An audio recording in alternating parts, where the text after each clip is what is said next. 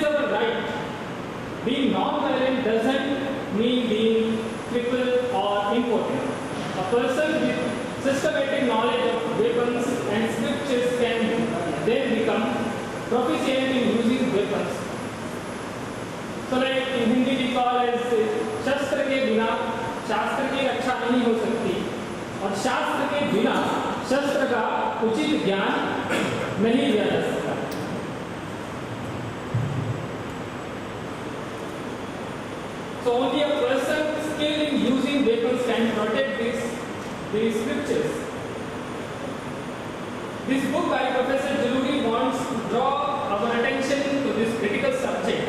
It has also been written to make the Hindu public aware of the systematic attack on Hindus, their religious symbols, prestige, Devi, Devata, and religious beliefs, and to train them for resistance.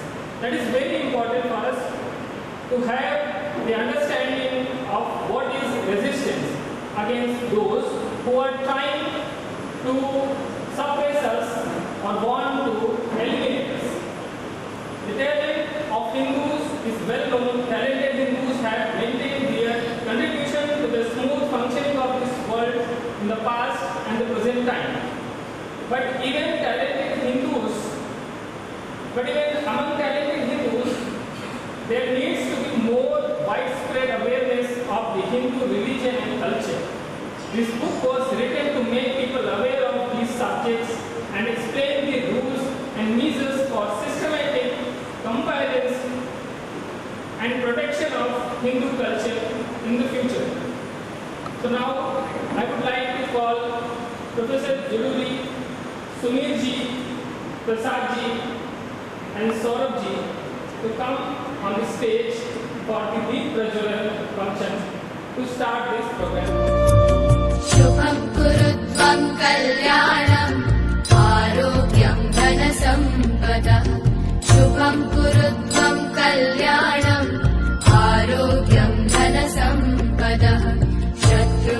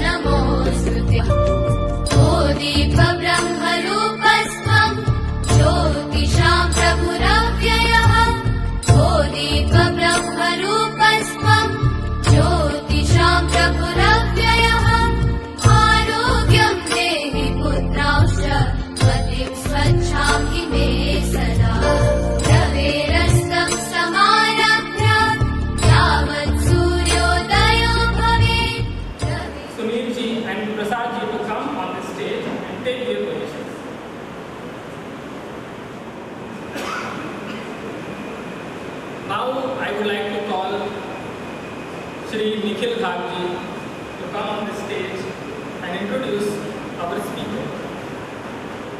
Introduction of our speaker.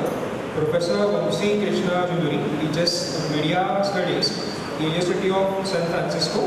He is the son of Professor J.V. Raman Rao, who taught zoology in Osmania University, Hyderabad, and Srimati Jamuna, the leading star of Telugu, Tamil, Kannada and Hindi cinemas, and a former member of Parliament. Professor Juluri studied in Chennai, Hyderabad, Bengaluru, New Delhi and United States.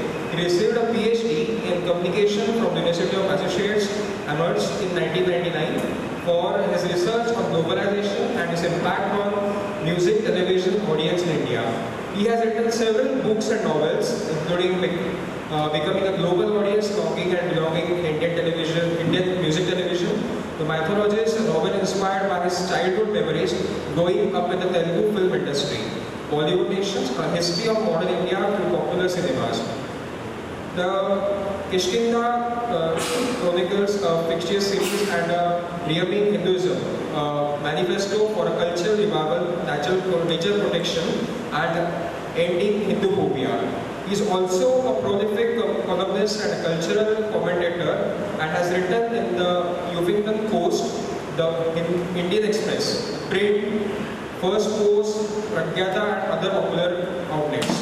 Professor Juluri was also one of the first scholars in the American social science to speak up against the misrepresentation of Hinduism and Bharat in Western media and academia, and was actively involved in a popular movement to stop the erasure of name of India in California school history curriculum in 2016.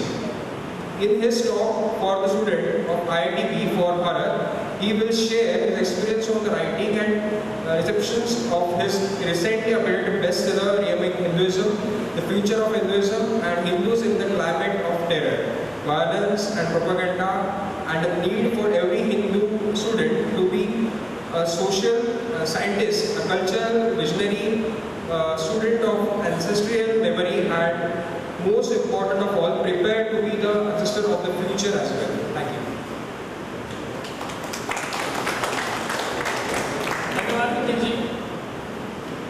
I would also like to introduce other on the stage, Sri Sunil Gopinathanji, who is the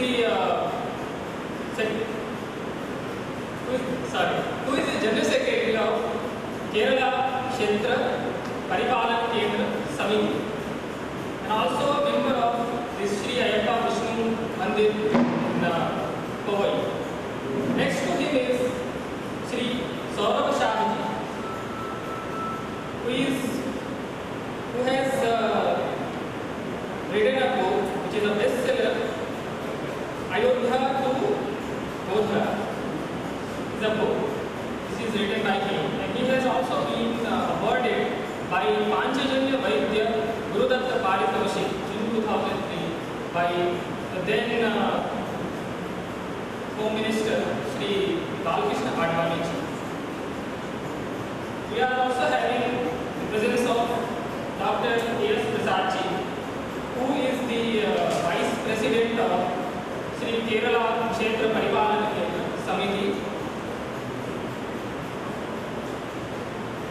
So now I will not take much time of all of us, and I would like to request Professor Vamsee Juluri to take the mic and speak about the book on which for which we are here, and we would like to have more glimpses of this book and to have the discussion thereafter.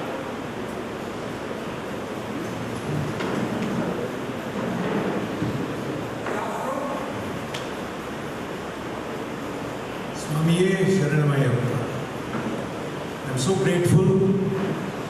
I'm very grateful to be here in this temple, and I'm particularly grateful to Swami for bringing us safely through this rainy Ghat Road drive from Pune this afternoon.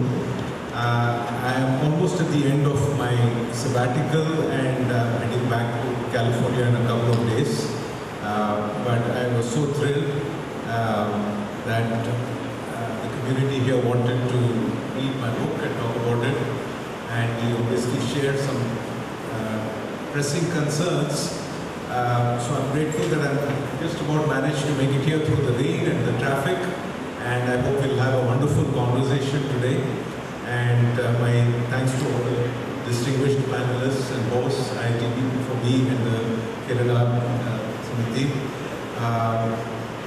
So I thought I'd just read the first page, the first few lines of my book, because I'm a writer, and when I write, I think the form is as important as the facts or what I want to convey. So I'd like to just give you a sense of my feelings in my own voice from the new preface, and then talk for a few minutes about what I meant when I said everybody has to be a social scientist and an ancestor of the future. And I'm really looking forward to question and discussions. So this is from the preface to the updated edition. From Mamadehi Karavalambam to Jai Shri Ram, reflecting on rearming Hinduism's journey from 2014 to 2024. Mamadehi Karavalambam is from Adi Shankara's prayer to Narasimha Swami. Narasimha Swami is on the cover. That's what I used to sign on this book 10 years ago when it first came out. But now, of course, this year I felt like signing Jai Shri Ram. So this book is about hope, a journey from hope to anguish and concern, and maybe back again, because some of you might have seen the video of the launch we had for this book last month in Delhi, the Jai Sai Deepak, another devout friend of Ayyappa Swami, if there is one, Anand Ranganathan and my friend Ashish Dar. All of us who share this concern about temples, about our children, about the future. So we were in a mood of despair because the massacre of the pilgrims in Vyasi had happened just a few days before the book launch. So anyway, so the mood is full of hope, the mood is full of anguish, but I just read the first 2 pages of my book. 10 years ago, I wrote a book inspired by the sight of a great and mighty god left out in the sun, dust and rain in Hampi for nearly 450 years. That book was titled Rearming Hinduism, a new edition of which you now hold in your hands. And strangely enough, it wasn't just the sight of that great deity towering over the broken walls of the enclosure that inspired the title of this book, but specifically that of his missing right hand. My whole life I had seen gods in temples or in my parents' puja room. Here the gods were always intact, healthy, resplendent, and smiling. But sometimes I also saw gods in museums or in open lands, often described as historical sites or ruins. Most of the time, as was the case when I visited Qutub Minar as a child, I did not even notice the gods staring down half erased from some old, half-broken temple column. Or when I did notice them, as was the case when we visited museums, they were presented in a different context as sculptures, rather than as how we normally knew them. That was that and this was this, or so I thought, until a certain point in my life. In Hampi, it struck me. This great stone sculpture of Narasimha Swami was not meant to be just glanced at and put behind us like a background to a selfie. This was a god. He was a god meant to be adored and adorned the same way as Balaji in Tirumala, or Ayyappa Swami in Sabarimala, or any other great deity of Bharat. But that was what this monument was. It was a temple once.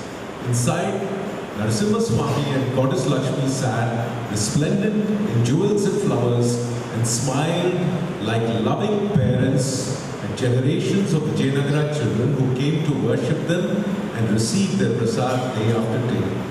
Yet, he stood now only as a fragment of his once complete and glorious self. His right arm was chopped off, so were parts of his limbs, and most egregiously, so was his consort, our mother, Goddess Lakshmi, who once rested on his left thigh. Only a hand remained. A god without a right hand and a right hand of a goddess. Still, he kept smiling. But what was the nature of that smile? Were there times during childhood when you saw your father smile about some mysterious grown-up thing beyond your understanding? You couldn't understand what it meant, maybe. But then, when I began writing Rearming Hinduism, I used to think Narasimha Swami's expression was actually one of precise and righteous anger. The kind that you feel when you are down and almost defeated, but then something gets ignited in you and makes you stand up to fight again. Narasimha Swami. Stand up and fight again. So, very briefly, I wrote this book first in 2014, in just a matter of 2 or 3 weeks, I think. Obviously, the book was simmering inside me for several years. Now, a little bit about myself. I am trained as a professor or a researcher in media studies.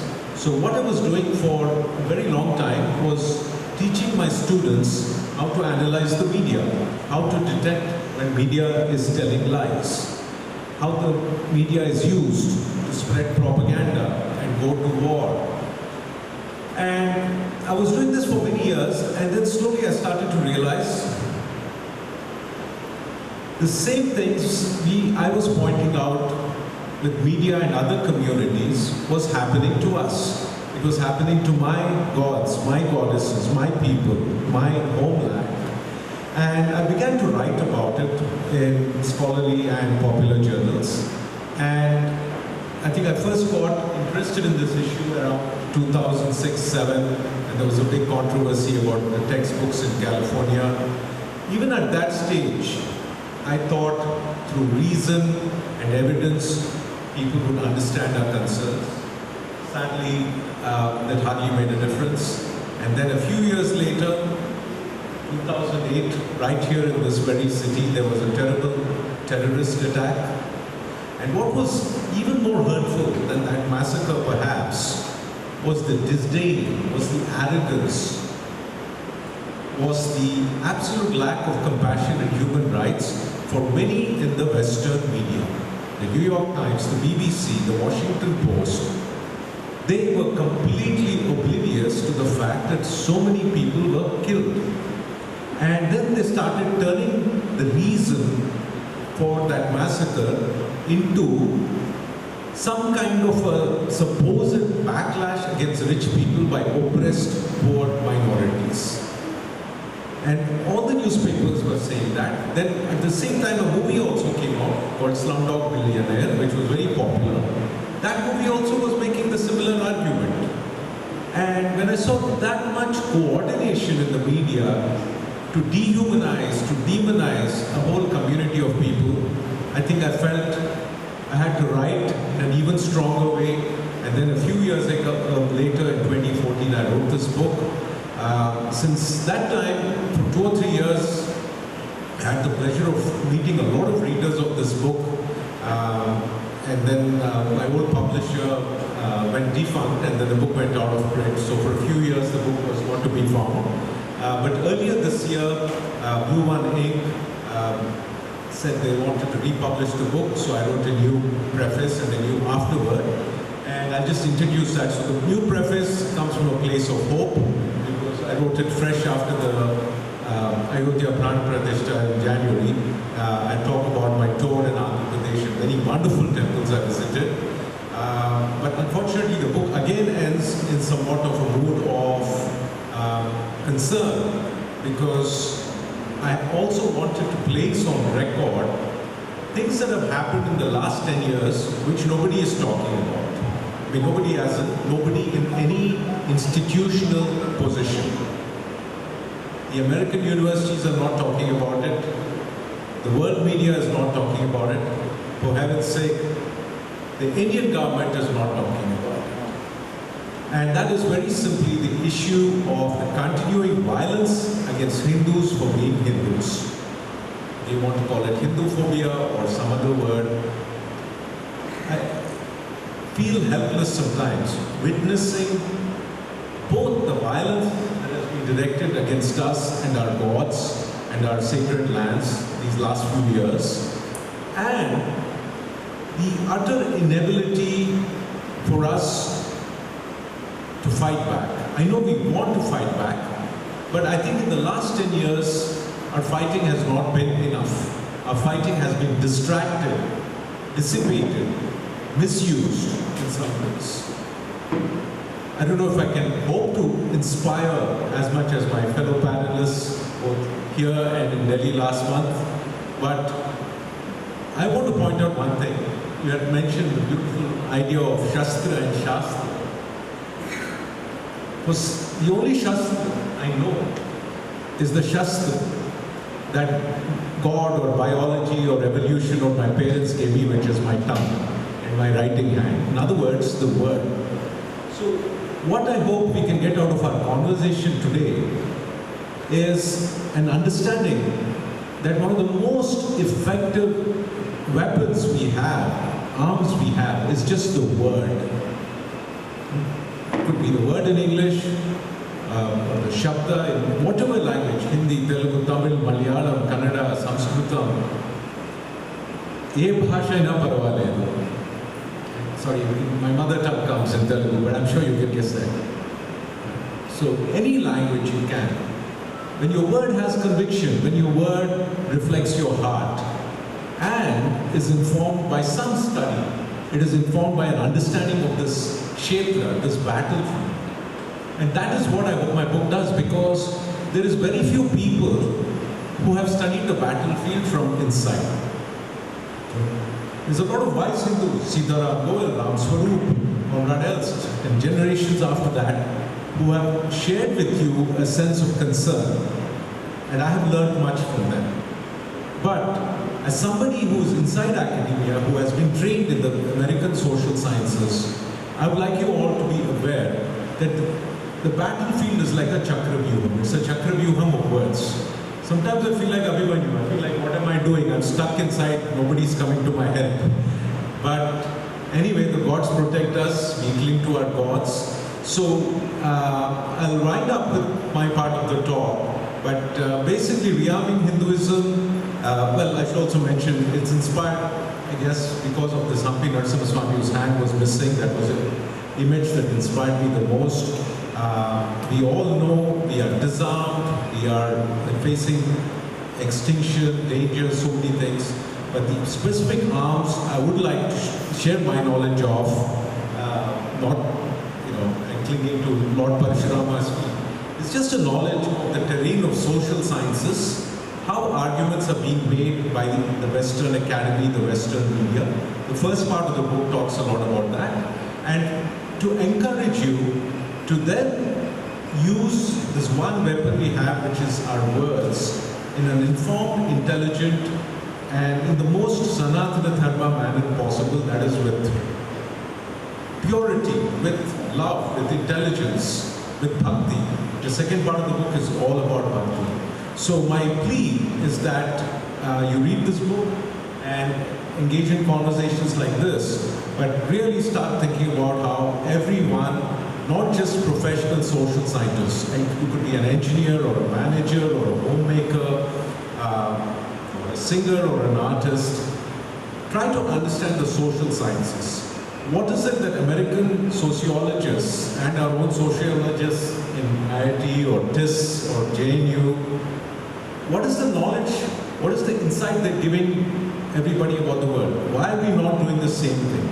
I think the day we learn to do it, the day we learn to demonstrate that our grasp of society rooted in our civilizational memories and knowledge, can equip us and rearm us, we will do something spectacular that will please our gods, that will please Mother Nature, and most importantly, it will please our descendants and make their well-being possible. That's why I said we should aim to be the ancestors of the future. We have to start thinking about how the biggest legacy we have is not to unite everybody just for one day in the voting booth or something. I think that is a delusion.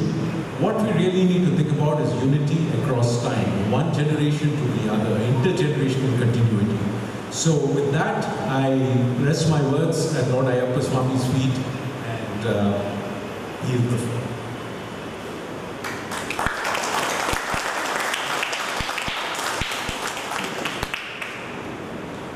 धन्यवाद महोदय. So as you said about शब्द की शक्ति, मुझे अपने पिताजी के द्वारा कहे गए कुछ वाक्य बचपन में याद आते हैं. वो कहते थे कि यदि किसी व्यक्ति के पास शब्द की शक्ति है, तर्क करने का सामर्थ्य है, तो वह संसार में किसी भी व्यक्ति, वह कितना ही दुर्दांत क्यों न हो, आपको कभी भी झुका नहीं सकता, आप पर विजय प्राप्त नहीं कर सकता. और भारतीयों के लिए यह बहुत महत्वपूर्ण है कि वह तर्क की शक्ति का प्रयोग करें और कुतार्किकों के समक्ष अपनी इस वैभवशाली परंपरा का, जो तर्क विमर्श पर आधारित रही है और विभिन्न माध्यमों से हमारे पूर्वजों के द्वारा ये प्रचालित है, उसका प्रयोग करें. और जो भी लोग इस संस्कृति को नष्ट करने के लिए आगे बढ़ रहे हैं, उनको चिन्हित करें. चिन्हित करने के पश्चात एक व्यवस्थित रूपरेखा तंत्र का निर्माण करें और उन्हें नष्ट करने की ओर कदम बढ़ाएं, ताकि हमारी आने वाली जो पीढ़ी है, भविष्य का जो समय है, उन्हें इस प्रकार का वातावरण ना मिले जहाँ पर इस संस्कृति को केवल संग्रहालय अर्थात म्यूजियम में देखने की आवश्यकता पड़े और हमें रोना पड़े कि हमारे ये जो देवताओं की मूर्तियां हैं वह खंडित अवस्था में हैं, पूज्य नहीं हैं, केवल दर्शन के लिए प्रयुक्त हो रही है. किसी के लिए वह उपहास का विषय हो सकती है, किसी के लिए देखने का गौरव का विषय हो सकती है कि हमारे पूर्वजों देखो आपको नष्ट कर दिया, समाप्त कर दिया.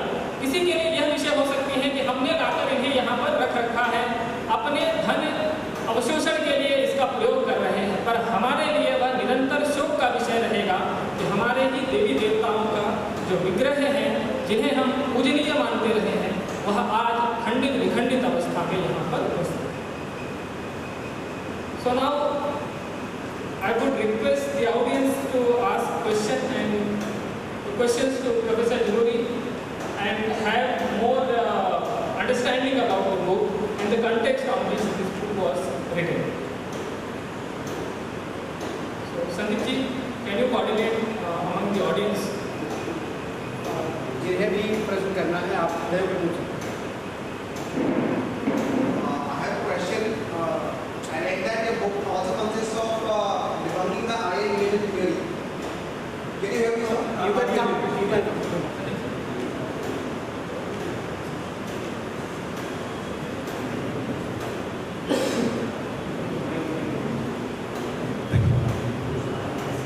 Am I audible? Yeah. So I read in the summary part that your book also contains how to debunk the Aryan religion theory, right? So, but if you study about the freedom fighters, some of them all also claim to be in support of this theory. For example, Mahatma Jyotirao Phule, right? They were in support of the Aryan religion theory. And when you try to debate on these topics with people who are from other communities or who are in support of these figures, how do you explain this to the masses without them getting very much, aggressive? Because this is a very, I would say, a crucial topic, which is also very controversial. Thank you. I'll try and answer that. So the question is about the Aryan invasion theory and how do we talk about it or refute it when people get upset about it because people's understanding of their ancestry and their memory of their ancestral experiences of indigeneity or oppression are all connected with this theory. So when I I have a chapter in this book. So the first half of the book, I'll give you first a context of how I talked about it in the book and what little more I have learned since then. In this book, the first part is called Deshakala Dosha. It is sort of my attempt to critique the American Academy's understanding of Indian history and Hinduism, largely as using Wendy Doniger's book, The Hindus and Alternative History. And I remember at that time, 2013-14, there was a lot of controversy about that book because someone in India had gone to court and briefly the court banned the book. But ultimately, the book is back. I think by 2015, it was being sold in every bookshop in India. I could see it. But in those few months, Dr. Doniger became a celebrity. Well, she was already very famous, but then she became even more famous for supposedly rescuing the oppressed people of India, the lower caste, quote unquote, from what she would call the dead Brahmin male hegemony. So I read this book at that time, mainly to try and understand where she is coming from. What is her premise? Why is she calling it alternative history?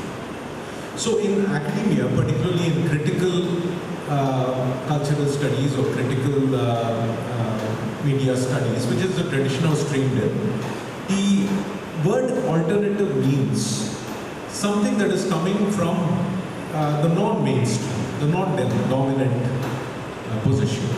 Now, if somebody says Dr. Doniger is advancing the point of view of Dalits and Adivasis and women, so it's alternative. On the face of it, you would say yes, these are the people who have suffered so much, who are in the ranks of the poor, all these things. So on the face of it, you would say yes. But then if you looked at the structure of what she is saying, then you realize it's more complicated. First of all, the argument she makes is very different to very similar to what the British and the German colonial Indologists said. It's no different at all. And it is very similar to what was being taught in the Indian textbooks or in the California textbooks. So what she says is actually, in a way, not the alternative, but mainstream. Second, it is a question of influence and power. Now, Wendy Doniger is a first world academic. She gets to write her side of the story in New York Times, in the world press. And I remember one interview where somebody was talking about how she is marginalized and things like that, whereas the Sanskrit pundits who taught her, who came on a cycle to teach her, were privileged patriarchal myths. So again, I was thinking, here is an American academic with a lot of privilege, and then she's being presented as being the subaltern, whereas some Brahmin Pandit who came on a bicycle in Varanasi or wherever is being presented as the oppressor. So in many ways, I thought this alternative dominant terminology was not accurate in academia, so that is one thing I wrote. Now moving specifically to the issue of the Aryan invasion theory. In this book, I was not yet familiar with a lot of the scholarly refutations, whether it is Conrad Ernst or Shrikant Talagiri, and since then, of course, there have been other books by Tony Joseph and others. So this argument is going to keep going on and on, whether it is linguistics or archaeology or genetics and so on. So I'm not an expert in all these cutting-edge fields. So what I did in this book, which I think will still be useful to many of you, is I tried to look at the way we tell stories about ourselves. How do human beings imagine our own ancestors, our own past, our sense of home? So there's a great scholar, sociologist, called Eviatar Zerubbabel. My father used to be a fan of his work. He's a sociologist in America. And he's written some amazing books on cultural memory. So one of his books, he says everybody says Obama is the first black president because he's half black. How come nobody says Obama is the first half white president? So it's just the way cultures think about origins. That is the point he's trying to make. So what has happened is in Bharat, this is how I understand it now. We have one of the longest traditions of connection with our ancestral past. So you can call it jati or varna or caste or whatever, these are all later terms I feel. But very simply, most people are very connected to what their parents did or grandparents did in terms of the relationship to the divine. It could be a particular deity, a Grama Devata or a Kula Devata. It could be a pilgrimage. It could be a particular craft or art they knew. So there has been this vertical transmission, this vertical intergenerational continuity which has existed for a long time. And my current view is that all over the world, propaganda has broken that continuity. It happened in Europe, or in the Middle East, it happened in Europe, it has happened everywhere on earth except in India. So, in a way, when we talk about Hinduism, we all know it's an inadequate word, that label. We talk about Sanatana Dharma. I think the key point is Sanatana, and that is, what is the sense of time we are aware of? So, in a way, it's very simple for me. The way I would suggest people think about the Aryan invasion theory is, did your parents or grandparents tell you that the God that created you is in Turkey or in Uzbekistan? No. The God that I am told my father and his father went to and walked up the hill 7 times in their life is Tirupati Balaji, for example, or Panduranga or Udupi Krishna. So this idea that some Western scholars 200 years ago who were trying to fit everything in the world into their theory, into their book, know better than us what our sense of past and belonging is, I think is false. So, to get to the second part about how do we talk to people who are hurt, who are genuinely feeling pain, I think in this book, I kind of say that my critique of Hinduphobia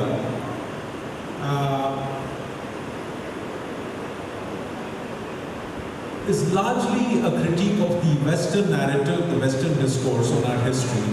And when it comes to caste, I prefer to look at it very, very carefully.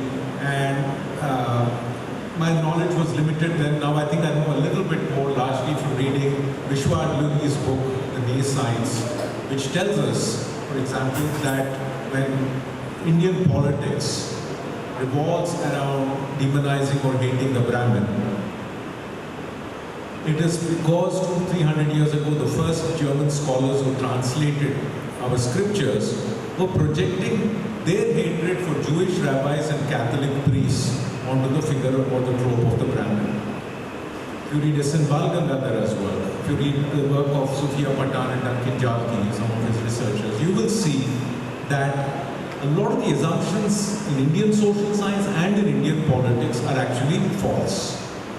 But how do we refute them when people's memories are already filled with certain assumptions? I think we just have to do very carefully and respectfully without denying anybody's sense of pain, just pointing out the facts. I mean, the last 8 months while I was traveling in Andhra Pradesh, everywhere I went, the traffic would be stopped because thousands of buses would come because the leader of Andhra Pradesh then was having a political rally. Okay. And I wrote a piece in the print in January about the lords of democracy. So actually, whatever Indian politicians or Indian social scientists or Reddy Doniger Civil or Brahmins, you could actually say about Indian political elites today. Okay, many of them at least. Who are the billionaires? You take the 10 or 20 richest people in India or the world. Where are the Brahmins there? Okay. So when you look at the poor, yes, you do see an overlap between caste and class. I'm not denying that. But the moment you get into these tropes, the demonization of Brahmins as if they are the richest and most powerful and most violent people in the world, then most of the caste violence in India is actually not done by Brahmins. That is one point. Second, when people cling to this myth of an invasion, that somehow, because some people pray to certain gods in certain ways, we have to treat them the way white people in America are expected to behave for genociding the Native Americans. As somebody put it, Hindus are expected to have white guilt without white privilege. So the last anecdote I want to mention on this, sorry, I hope I'm not going too long. One of my friends, my old classmates, very successful engineering, corporate guy, I think he was like an economic right-winger for a while. Then he became like a total, what today people call woke. I don't know why. He lives in America. One day he got into an argument with me in some school WhatsApp group. And he was upset with me that I was criticizing Wendy Doniger. So I said, have you read Rearming Hinduism? And he said, yeah, but you didn't understand Wendy Doniger. I said, okay, you tell me what she's trying to do. And this is exactly what my friend, who's like a actual privileged guy, says. He says Wendy Doniger's book is meant to teach Brahmins and upper caste people in India how to behave better with their servants. So I'm sorry, that is how messed up this American academic culture is. You have the richest, most privileged, most clueless people picking up on it and spewing these cliches. Whereas the rest of us are actually trying to understand, through reason and logic, what is what. So, sorry, long answer, but I hope it's useful. So, I have a question on the third of section, Return of Indian Intelligence. So, there is a program and support from the government like Indian knowledge system. And being in the academia, I also understand that there is a problem that we all are running behind a language which is not of our motherland. There are like 22 scheduled languages which are the matrabhashas of all the Bharatiyas. What is the effect of English in the academia if we are talking about the return of Indian intelligence in the future? And how we are going to bring back the knowledge in the matrabhashas of Bharat, and how, what will be the effect if we are not actually bringing our languages in the academia, especially in the research. Like the word, you cannot publish any kind of word, you cannot access any kind of word, whatever is there, the manuscript in Sanskrit, everybody is trying to translate in English. So what will happen in the future? What is the scope of these languages? Now people are not actually teaching these languages to their own kids. And then the culture will survive through the words. That was, you said, the Shakti of word. So the words will be spoken in a language. And the language should be of this land. Then only the knowledge will be transferred, which will be of this land. Otherwise, we will always be under the influence of those who have left in 1947. Yeah, ధన్యవాదాలు. మీ ప్రశ్న వింటే నాకు తెలుగులో మాట్లాడాలని ఉంది. I could try Hindi, but my Hindi is very Hyderabadi and funny, so I get self-conscious. But I assure you, I speak in English, but I feel like I'm just a Telugu person, that's all, through and through. And I think the immediate answer I feel like saying is, हम English से किधर छुपाएंगे? Where do we hide, right? There is no place to hide. I'll tell you why. It's not about reaching the foreigner or impressing him. We are going to need English to reach our children. That is how it is becoming increasingly. So maybe in 2-3 generations,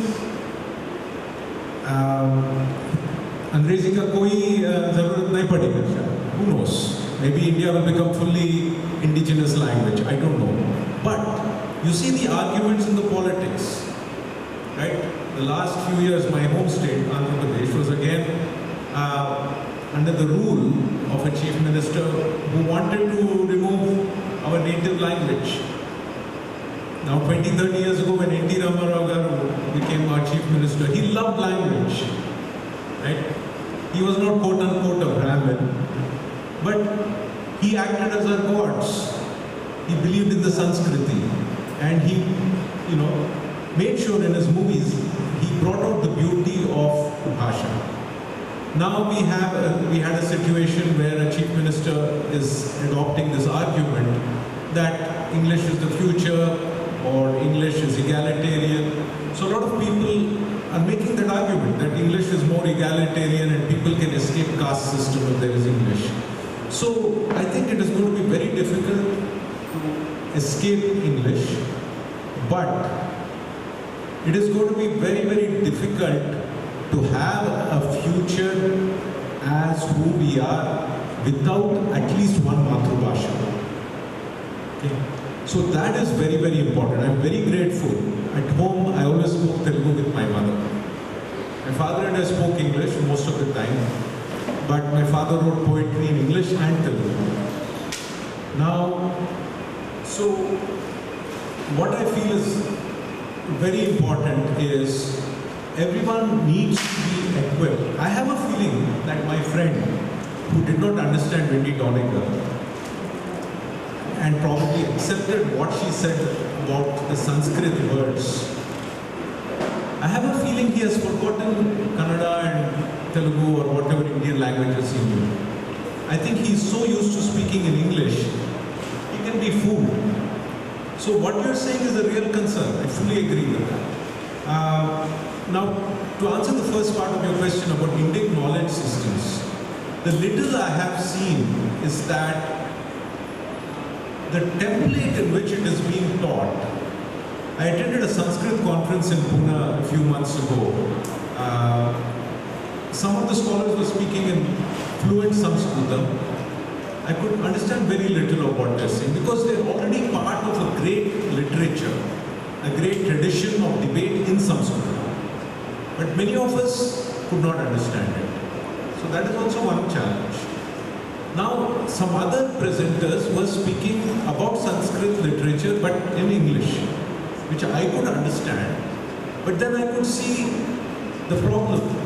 They are just fitting a Western European social scientific worldview into ours, our knowledge, our words, our sensibilities. So I feel this Indic knowledge systems, it's a great initiative, no doubt, but it needs more. There is something missing that will connect the knowledge of our ancestors with the knowledge and needs of our descendants. Okay? So at the moment, Indic knowledge systems is, I think, runs the risk of just becoming Western social science with some Hindi or Sanskrit words. Okay? So I think one way to escape this dilemma, I would like to recommend a book. It's called Names of Gods by Ram Swarup. I think when we read that, whether we speak English or Sanskritam or Telugu or Tamil, we will treat the word as sacred, and that is the need of the hour. Namaste. I would like to ask a question. There has been a talk on correcting our history textbooks, and BJP government, now it's the third term, but why didn't they rectify the textbooks, the history textbooks, or set the right narrative in the last two terms? I know the question has been political, but it should have been done, because for generations we have been taught wrong history, and that is forming our mass consciousness. Like the Aryan invasion theory, or we have not been taught about the Rashtrakoot or the Chola. We are not taught about the Ahams. We are only taught about the Mughals and the Delhi Sultanate. So why haven't they changed the history? Can enlighten us on that. So, thank you for that question. I share your pain in two continents. I share the pain of Hindu parents in two continents, both in India and in America. In America, I was a part of that effort to get them to change the textbooks, but there is so much politics that comes into the writing of history textbooks in particular. It's very, very difficult to do it without absolute determination from, let's say, the government. And I think in India, I mean, I'll backtrack a bit. In 2016, when the California history textbook review was taking place, there was already concern that, they were teaching absolute nonsense about Hinduism. There was a textbook in the state of North Carolina where the ancient India lesson said Hinduism, and there was a picture of Hitler saying Aryan. So that's how bad the textbooks were. In 2016 in California, they removed the curriculum committee, the Department of Education removed the name of India itself. They said there was no India before 1947. Everything is South Asia. So we tried to fight that. We got smeared. It was a big mess. We got some gains, but overall, they have been moving that narrative everywhere. There was no India before 1947, and now that has come to Indian politics also. A lot of opposition parties are saying that. As for the ruling party, which has ruled, or at least been in office for 10 years, and hopefully will be there another 5 years, I think. So, right? 2 terms. 2016 itself, I remember speaking to friends about how this was something that had to be done, because almost everybody I met in India who was reading my book was saying it's time to change. 1 year passes, 2 years, 5 years, second term comes. Around 2019, I remember, or 20, the Minister for Education gives a statement saying, we have not changed a word of the textbooks. Yes. Now, a few months ago, I happened to pick up the NCERT history books and also NCERT civics books. And the last couple of months, I've been actually focusing on the civics books for my analysis. Now, I recently wrote a article in First Post about the NCERT civics books and how it teaches about inequality. And it goes back to your question also. And it's very simple. In NCERT, children are taught in a very effective way with cartoons about how 2 domestic workers are going to vote with their employer, Mr. and Mrs. Jain. And the whole story shows how Mr. and Mrs. Jain are rich and have a lot of privileges and these people don't, which is true. I mean, economic inequality is a fact. But then, the textbook is not teaching children, as any good social scientist should, about the real parameters of inequality. It is not talking about the fact that in America, post-1980s, the wage gap between the lowest end worker and the highest end worker, the CEO, went from about 54 to 400 or 500 fold. Same thing. Nobody talks about Bill Gates or George Soros when talking about inequality. They will talk about Mr. and Mrs. Jain, or they will talk about some Brahmin, Pujari, as if they are the George Soros and Bill Gates of the world. So the inequality discourse is flawed, and that frankly has been extremely, extremely damaging to how children think about society, and also to parents and their inability to talk to children about what is going on with the world with their children. Because the parents themselves are ignored. Yes. The parents need social science. I tell you what I have noticed in the last 10 years, a lot of, I would say some parents are like my friend, who thinks that we need Wendy Donegan to learn how to talk to people in India, who are less fortunate or less economically privileged. But then there are a lot of parents who will read books like this, or who will read books by Sai Deepak or Anand or Because this Narayan Murthy, he had given $1 million. Narayan Murthy had given $1 million to Sheldon Pollock. Yes, sir. You might be knowing better what Sheldon Pollock did. No, there is a problem with wealth. Sir, the entire concerned, I would say, 99% of people who are concerned about the future of our temples, the future of our punya kshetras, our cows, our nature, our trees, our rivers, are not the Narayan Murthis or the other billionaires. It is just very simple, ordinary middle class people, people who go to Sabrimala, for example, who are working class people, you know. The same people Wendy Doniger says she is sailing from the Brahmins are the people who are protecting our gods. So history textbooks, I don't know why they have not changed because I'm not a member of the government. I feel you have been doing a great service. Actually, a lot of people, adults, or even teenagers or youngsters, they read books by authors like you. Thank you. And that is bringing a kind of enlightenment or awakening or setting the right narrative. Like you had quoted Sai Deepak, Anand Rangnathan. I think so. Because actually these are becoming more popular literature, more popular or easily accessible information. Otherwise, textbooks is just being taught to school or college students. Whereas the book you have written will be kind of read by people of all strata, of all age group, all walks of life. Thank you, sir. Parents are the best teachers. Yeah. And rather the first teachers. The first teachers. Yes. To our kid. Yes. Yeah.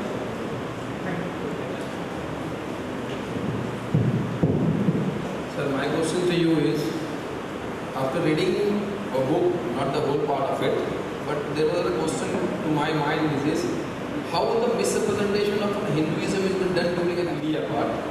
Say, like for example, while making a movie, during your conference time, I have gone through with it. It was said that a Slumdog Millionaire has been a propaganda movie for it. How it can be changed? How it can be tackle the situation? Can you be elaborate on this one? Very good question. Okay. What are the nuances in terms of misrepresentation of Hinduism in academia?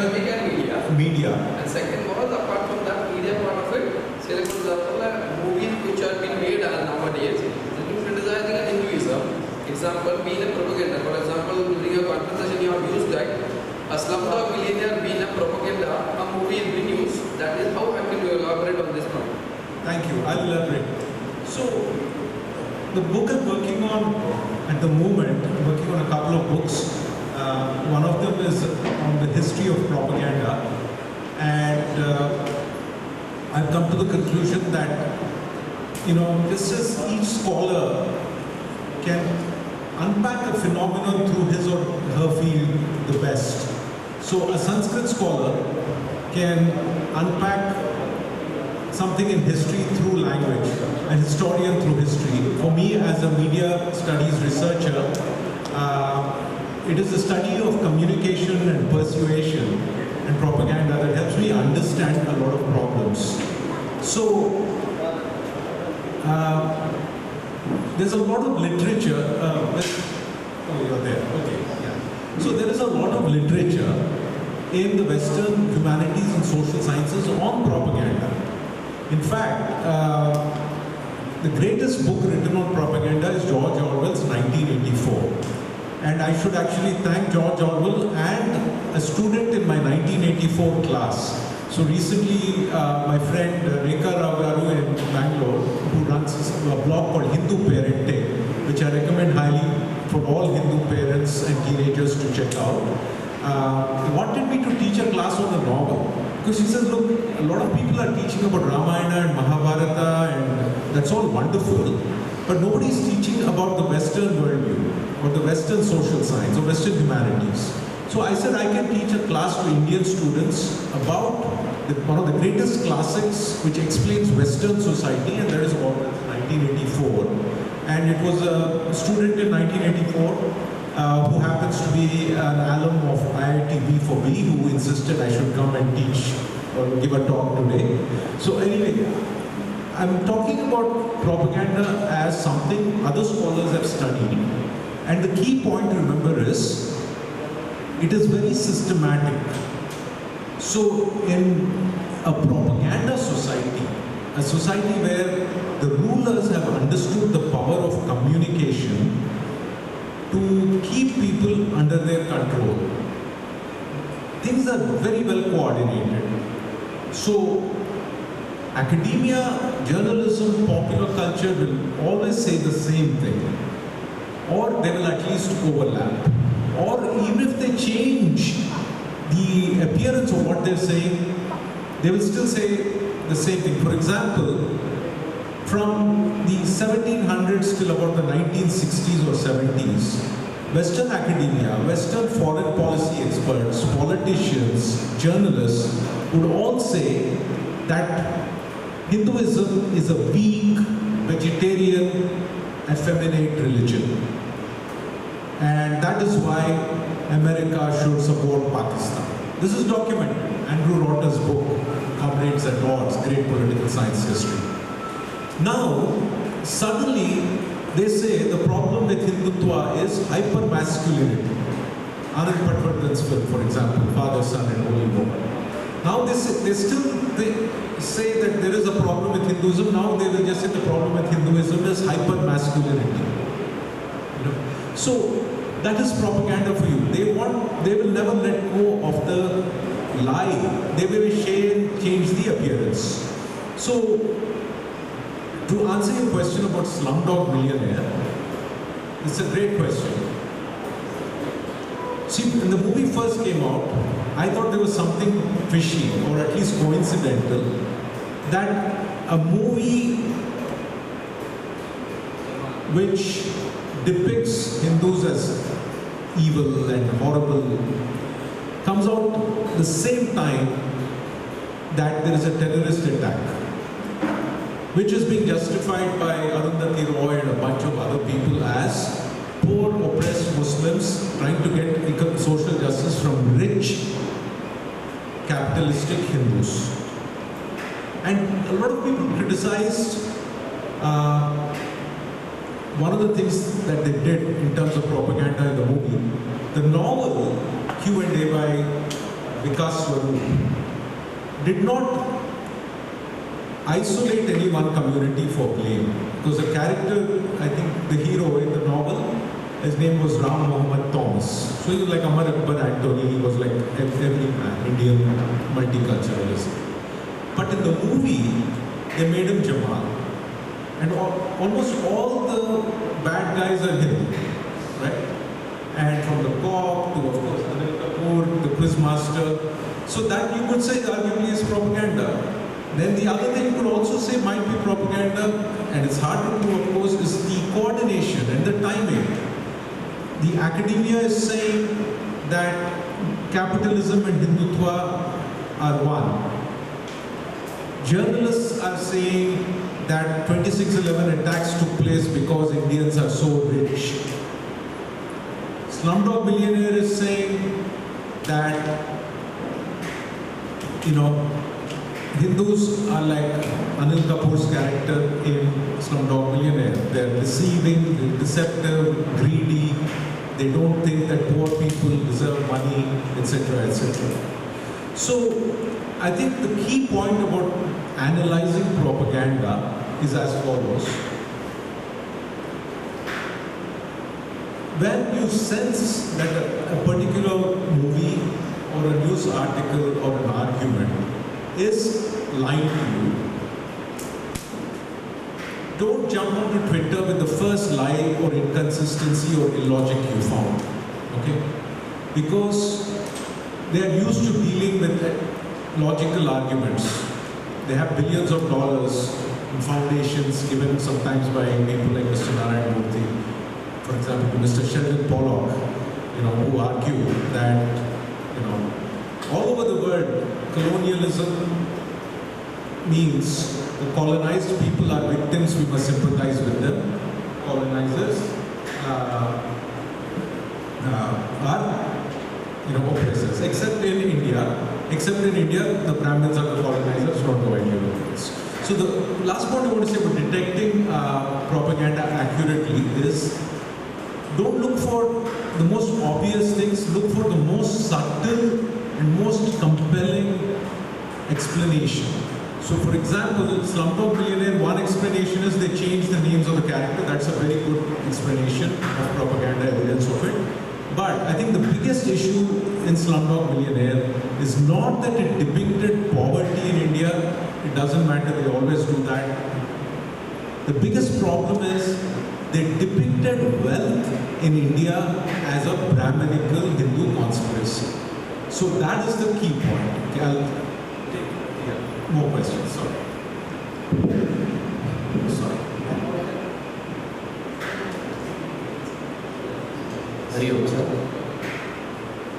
Hariom sir, my name is Mahadevan. I am a student of Vedanta. I am doing my masters in Hindu studies. I have not read your book, so apologies.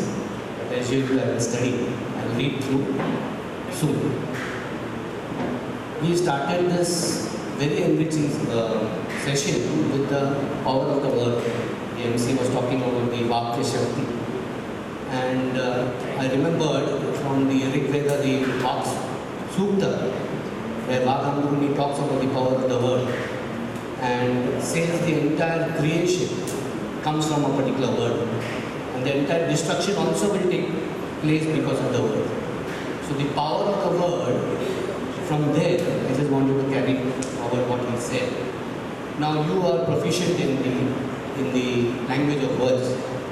So, as a professor yourself, the problem that we are going through, we Hindus are going through, we are a very structured society. Our ancient history was completely structured. Our knowledge systems were structured.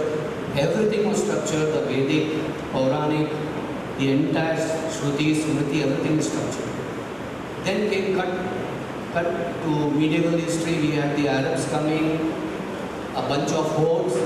We did not know how to deal with them. And we were at loss. Cut to present time, even today we are at loss. We do not know how to counter the West. We don't know how to counter the Islamists. We don't know how to counter the leftists. We do not know, and that's why we are probably just hitting our hands here and there. But post 2014, we have started seeing a whole generation of writers and authors like you who have come across and started showing a way to the masses. And so thank you for that. And we have the J. Sai Deepaks and Anand and you and so many who have come.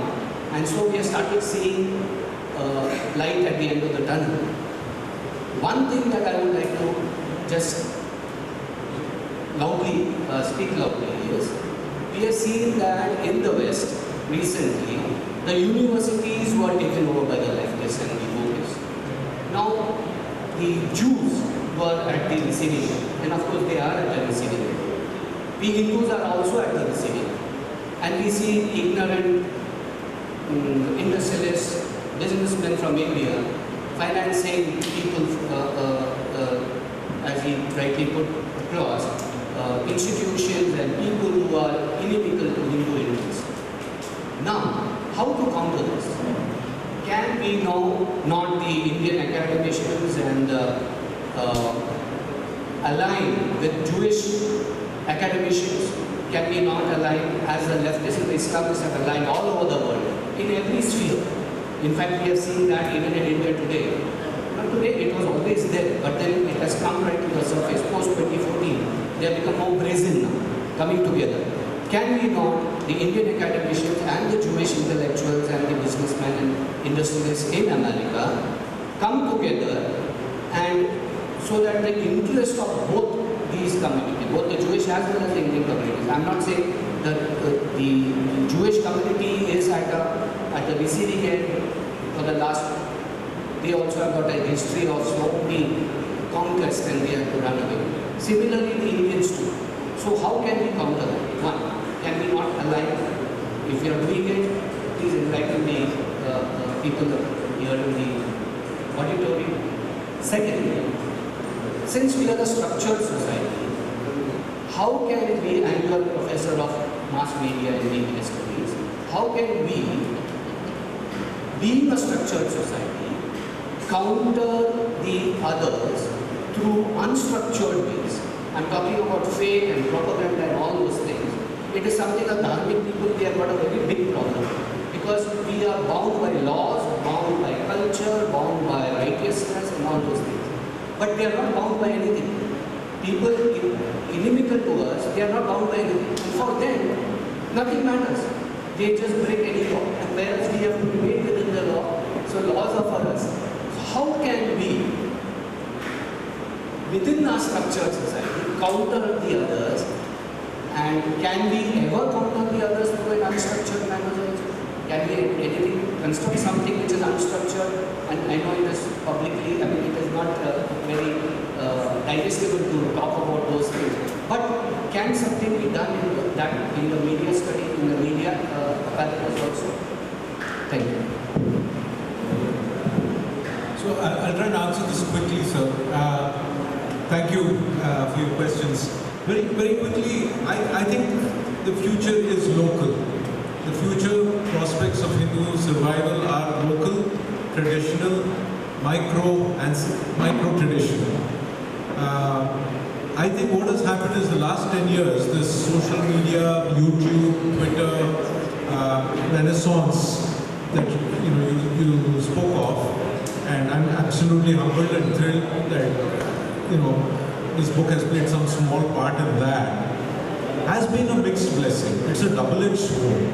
Particularly social media has been a double-edged sword for Hindus because people get excited by the fact that there's more information going around, there's some charismatic speakers and all these things. But because I'm a media researcher, I can tell you social media has been used more to control Hindu uprising, Hindu self-expression, Hindu recognition of realities in the last 10 years. So that is something we should be aware of. The problem now with propaganda is not just New York Times or Slumdog Millionaire or American universities being bought off by Qatar, which is well documented now. The problem is also that the only space Hindus seem to have now is Twitter, WhatsApp and YouTube, where a lot of influential actors can easily put their thumb down and suppress truth from coming out. So I would just say be wary about social media as the real world. Institutional realities are what we need, and as Sai and Anand spoke in the book launch in Delhi, that has simply not happened.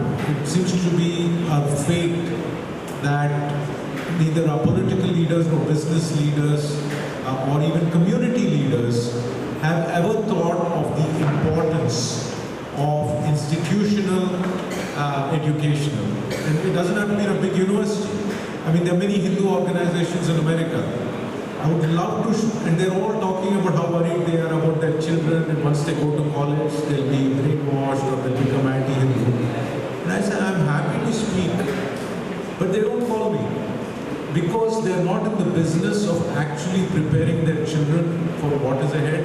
They're in the business of community tamasha. Okay, I'm the leader of the community. I have 50 people who come and say, show us the way. So I'm not mentioning anyone in particular. I think everybody is a mixed bag, But, so that is what I want to say. Be wary of this push towards leadership making rather than Hindu children training. I think that is the one challenge we have. The other challenge is also we need to recognize that we don't really have an Indian-rooted Westology, right? That we need to have, and it is there, a little bit is there in the sense, I think the Voice of India books are monumental. S.M. Balagangadhar's books and those of his students are very useful. I've also found some of the Native American writings, particularly those of Y.D. Lauria, very, very helpful in understanding the phenomenon of how the West, especially the Christian or post-Christian West, thinks of the world and why it acts the way it does. So I think we need to recognize that, like you said, we have these holes. We have the holes in our own knowledge, which we are trying to fill now. We are learning Sanskrit and all these things. That's wonderful. We absolutely should encourage that. But we also need to recognize, I don't think Indian knowledge systems or Indian knowledge systems had a well thought out engagement or critique of these religions in the past, or these people who came in. right? It's a very new thing. Whereas on the other hand, the monotheistic, expansive monotheistic faiths, it's a part of their package. Their book tells them every person in the world has already been explained in their book. So whether it could be the Bible, it could be Darwin, it could be social science, it could be Marx, it could be anybody's book. But they are already prepared to fit us into their theory, into their story. And for us, I think we are maybe a generation or two away from bringing the two together. And we just have to keep doing that. The other point you mentioned about alliances and things like that, aligning with the Jewish community and all that is a question again for community leaders.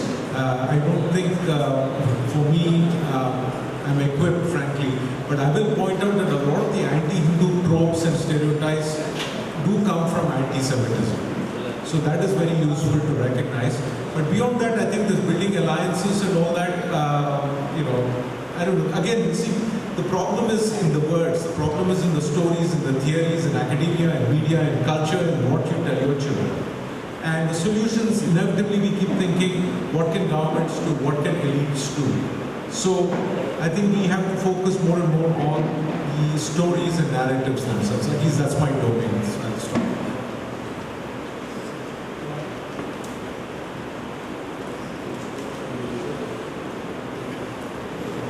Good evening, and it's my first exposure to such, shall I say, the talk really improved today. And thanks for coming and sharing your thoughts. With the background giving what I am, having not read these books and not knowing the details of all these ideas, simple questions I would like to know from you is, being an auditor also, what is the action point if you ask two or three which we as people who can understand that what you are trying to say, but at the same time are left with no concrete road to follow upon. Just two or three bullet points which we could take it as a takeaway from this discussion. This one. And the second is also, just wanted to say that the title of the book is saying Rearming Hinduism. I got the feeling that we are already heavily armed in that sense. I didn't mean the spiritual part. We are armed, we are already like violent people with a lot of swords and talwars and whatnot, and we are trying to again rearm them to fight it out. I don't know whether that is the right meaning. I am getting it from the title. It's just a view to you. And the third point I wanted to say, in a diabolical society like India, there are a lot of Hindus. And within the Hindu, there are believers and non-believers. Within the Hindu, there are people who are believing in the God, God-fearing, etc., and others who do not. So how do we sort of percolate this message of reviving the Hinduism part? It is easy for people like us who are not who visit the temple every week, for example, and then do our part. We believe that we can say something about God to our children, etc., to propagate that message. But what about the other side, other group of people who are also Hindus, not Hindus, no doubt, but they are no sayers as far as belief in the God and other things are concerned. So that's a sort of difficult area for challenge. This one. So the last part you were asking about Hindus who don't believe in God. Yes, yes. So we have a mixed bag in India. You know, there are many people who do not believe about gods and they don't even go to the temple, but they are Hindus. So how do we transfer? How do we put these thoughts across to them, or how they in turn will make it to their to the next generation? This is just a 3 points. You can keep it brief. There is already a line waiting here. So just give me 3 bullet points and about the title of the book. And the third point is how do we do this with the being a mixed bag? Okay. 3 questions and I have to keep it brief. Okay, I'll try. Yeah, I know. Okay, rearming is the easiest one. I'll start with that. In my book, I said rearming is a pun on Narasimha Swami's missing arm. Because I'm a writer, I said, it's like we're trying to write a story, we don't have a hand. So it was a pun on the arm. But it also suggests arms as in the Kshatriya spirit. And I think I do want to encourage people to feel empowered and courageous and to fight. It's just that I don't know anything about fighting because I'm not a soldier. But I understand the battlefield in terms of academia and media and propaganda. So that is the battlefield I want people to know how to fight, whether it is in social media or YouTube videos or conversation with children's teachers. It's very important to know what to say and what not to say. And hopefully this book, especially the first part, gives you a map of how academics are looking at this, so that, today I think one of the biggest problems in India, again earlier I said social media is a double-edged sword. A lot of modern Indians, whether they're patriotic Indians or Hindus, devout Hindus or atheist Hindus, have been left confused by the deluge that is social media. Right? We pick up talking points from one person who's talking about temple rights, one person who says he's an atheist but a cultural Hindu, one person who says Operation Olympics and that operation is a fake in America, but then in India it is real. Somebody else will say the opposite. So social media is like that. Your algorithm, your phone is showing you a bunch of stuff. We don't have the clarity. Whereas a propaganda system, whether it is Indology or South Asia studies or Hollywood or JNU or whoever, any humanities, they're very clear about what they're saying. Hindus today are all over the place. So to answer the question about the atheist, non-atheist, it's just my little submission. I've been thinking about it the last few days. Why is the word Hindu used for somebody? Because I have a chapter here called The Myth of a Hindu View of History Without a Hindu View of God. So generally when you use the word Hindu, at least the way I used to use it, you refer to something to do with the deity. Right? There's a God, you believe or you pray to that God, and then that is Hinduism. But when somebody says they don't believe in that or they're atheist or something, then call yourself an Indian. Call yourself a culturally rooted Indian, that or Bharatiya, whatever, that is fine.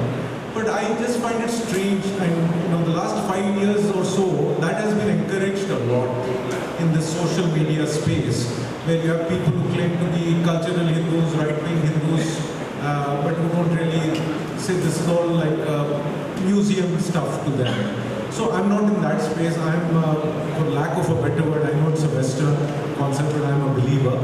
And that will take you to, I'll get to the action points now. Now, I mentioned this simple summary in my Delhi talk inspired by my panelists, and that is 5 M's, First is movies, maybe I would just say media. So look at media as a weapon that is coming at the future of Hinduism. Okay? It could be movies, it could be journalism, whatever, and say this is the war right now. In the 200 years ago, somebody came and actually broke a temple. Now they don't have to do that. They are reshaping your mind, they're reshaping the mind of your children. Even some of the people who use the word Hindu are reshaping your mind in an antithetical way. So media is the first one. The second one, I would say, is mom and dad. Parents. I think we have to focus on Hinduism or Sanatana Dharma within the space of our own memories. Try and convey to your children whatever your parents said about their childhood, where they went for pilgrimage, everything you can. Because, look at a movie like Kantara, for example, right? It is entirely about the memory of generational tradition being passed on. That's why everyone loved that movie. And then from Kantara, the third thing, in M I said Manadevulu, that is our gods. Ultimately it is about our deities. In my book, there is no Hinduism without deities. And it's not about belief. Again, belief is either a modern concept or more of a, I think, Christian, Islamic, monotheistic concept. It is for us about tradition, practice, ritual, experience, knowledge. So our gods. And the last action item, so movies, parents, gods, and the fourth item I want to say, because in Telugu it would come with M, Muga Jivuru, which means mute lives, or animals, nature, non-human world. I think the whole world will immediately recognize who we are really the moment we realize we're the last culture left on earth. Now we may have some traditions which do bali, some communities which eat meat, don't eat meat, that's all fine. Nobody should judge somebody else. But we are the last surviving memory of a world before dominionism, a world before speciesism and anthropocentrism. Okay. So we still have a Narasimha and a Ganesha and a Hanuman, and so many signs coming to us, like when we go and put the rice ball for our ancestors and the crow comes and eats it. That happened to be right here in Bombay 6 months ago for my father's annual ceremony. We are moved profoundly by something in existence which nobody can explain. So that mystery, that awe of being part of a cosmos beyond the human, beyond the ego, I think that is also a part of the action item. So these are the conversations we should have, the 4 M's.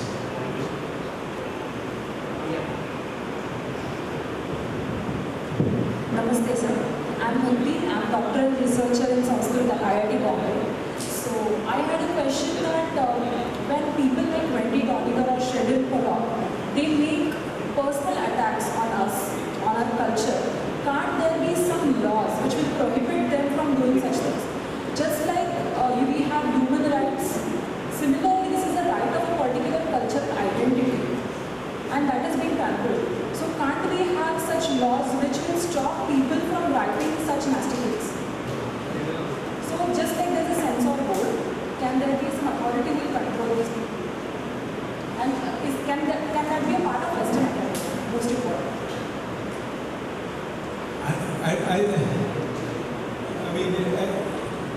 The short answer, no, I think it's next to impossible, because our community has not built the arguments for anything like that. See, whatever law you want, right? It could be a wonderful law, let's say, to protect animals, or a law which says, 100 acres around every ancient Punya Kshetra like Sabarimala or Tirumala or Hampi should not be developed or destroyed. Or a law which says the Himalayas can't be turned into tourism sites. That any law we want needs arguments in the culture. And in the last 10 years, those arguments have not been built. The arguments are forming, but mostly in this very unstructured way. And it's very interesting, you said, yeah, you're right, we are a very orderly, law-abiding, conformist community. And the problem is we are not able to organize all these impulses and ideas into building arguments, changing stories for anything. I don't think necessarily we need censorship, but we can build stories which become more effective and powerful so that people will think twice before insulting us. Nobody thinks twice. The people have been incentivized to insult us. Right? I don't know if you remember Sai's quote from the book Talk in Delhi. It says, right, the idea now is, you please and co-opt the jihadi and you demonize the Brahmin. So you have a political establishment now which says the same thing that the so-called left has been saying all these years. So that's what happens when you have a narrative vacuum, when you have an intellectual vacuum. The other person's stories become your own. So I don't think we have anywhere close to doing anything that effective. We can't. In the last part of the book where I summarized 10 years of Hinduphobia, I gave the examples. And when people in authority don't talk about Hindus as people having human rights, why will the opponents do it for us? Right? When the Nupur Sharma tragedy happened, when the tailors were being murdered and Nupur Sharma got into trouble when the fatwa or whatever was, informal fatwa was put on her, somebody should have just spoken up and said, look, these are the facts of the issue. Instead, she was called a fringe. Right? The spokesman of the ruling party was called a fringe by the Ministry of External Affairs. So when, people are thrown under the bus, more than people, the truth is thrown under the bus. Okay? There is no record. There is no record. I mean, the plight of the Jews in America is very similar to ours. And the Jews, at least for 50, 60 years, put millions into Holocaust studies, building Holocaust museums, all these things. But generational collapses happened there. Right? They don't have any, most of my understanding is most of the Jewish scholars in Judaic studies or in academia are quote-unquote anti-Zionist. So they don't really, feel the pain that some of the other Jews, I think, are feeling with what is happening, or what Hindus are feeling about what's happening to Jews. So I think when we lose the arguments, when we don't keep the memory alive, when we don't keep a paper trail, as they say, we don't keep a record of things that are happening to us, about lies which have been said to us, then nothing gets done. So there were riots in Leicester in UK, right, a couple of years ago. Only a handful of people who follow, Hindu activists or Op India or Upward knew exactly what was going on. The lies that the people there were saying, the Western media was saying. Most of my friends, Hindu friends in America, would listen to National Public Radio or BBC and say, no, but in Leicester, the Hindutva people provoked, they did something wrong. So that is how it is. The majority opinion in our community, in the Hindu community, is the propaganda opinion. Because now the propaganda is coming from two places, not just the left. So I think those kind of solutions are not feasible. But the fact that we are thinking of a future where the lies will stop, the hatred will stop, that is commendable. So let us work on the building blocks towards that, starting with our own Vak Shakti, and also our own family spaces. I think intergenerational communication is the most important.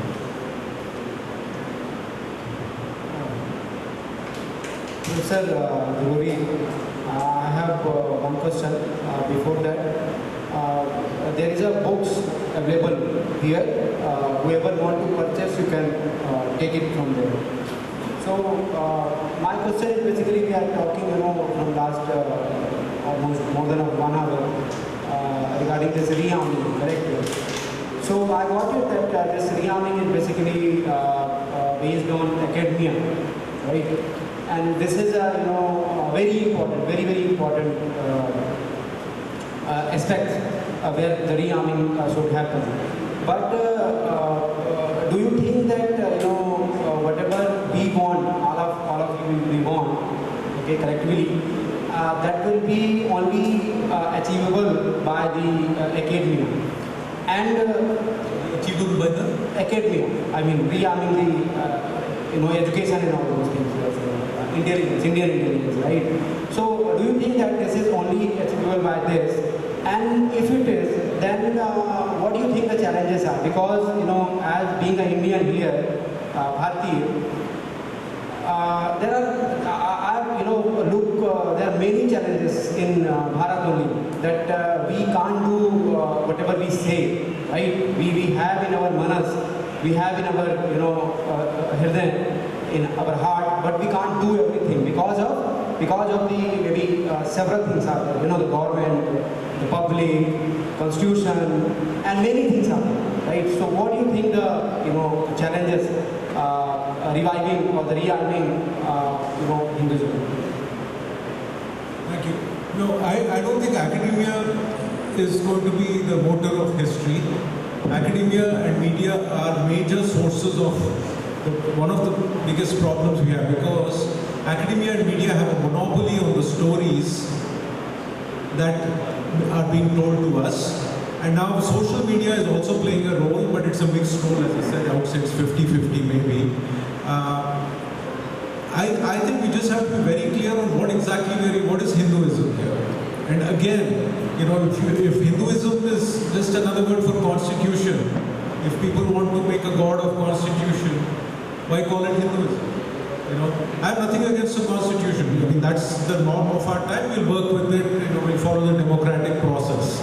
But I think the real key element in rearming is clinging to the feet of the gods. Let the bhakti come, let the bhakti become shakti. Whether it is Vak Shakti or other forms of Shakti, that is for each of us to figure out and do it that way. But it can be done. I think we have to get over this fear. Just a small observation on Indian psychology, I've noticed, social psychology in America, particularly on this Hindu activism issue. In America, at least, I've noticed. We swing between foolish bravado and unnecessary cowardice. Okay? I've seen this a lot. And some of it has to do with, again, our being a very conformist society, especially those of us who are living abroad. When we are isolated, I think we become very quiet, or we just erupt on internet behind anonymity, but we don't go and talk to people in our office. We won't challenge our HR and say, hey, why is there a Hinduphobic example? Fine, if you want to teach about Islamophobia, I have no problem, but why don't you have an example about Hinduphobia? I told my university's HRs in the past, because when they have that usual HR training for employees, one of the examples they train you on is something called conversion therapy. So if you are an employee in an American company, and I'm sure it's the case that you're working for Microsoft or Google or anybody, they will train you and tell you that you should not tell somebody that they should go for conversion therapy if they happen to be gay or lesbian. So I said, fine, that is fine, we should support everybody's freedom, but why don't you have an example of conversion therapy protection for Hinduism, right? If somebody in your office comes and tells you, why are you keeping these gods, that superstition or that is oppression, why don't you convert to my religion or convert to atheism or something? That should be something HR, you should be able to tell human resources to look into and say, hey, this person is violating my identity as a Hindu. So we can say these things, but I think the problem is our imagination is narrowed because we depend on group strength alone. So in America, what happens is when Hindus gather on the weekend, they get very courageous, they'll shout, they'll feel like, we're doing something. Next day in office, we all become weak. So we have to learn to be individually rearmed and within the family. And I think intergenerational communication, again, you talking to your elders, you talking to your children, like the song they sang. I will never forget it because they may even not know the full import of what they've done. But for two small children to get up on a stage and bravely sing and talk about something heroic that their ancestors, my ancestors, all our ancestors know as the greatest example of heroism, Krishna and Arjuna, Mahabharata. I mean, it's all there within us, I think for too long we've been group-centered. I think we need to be more individual and more family-centered. That's my rearming form. And God-centered. Yeah, very, very, positive and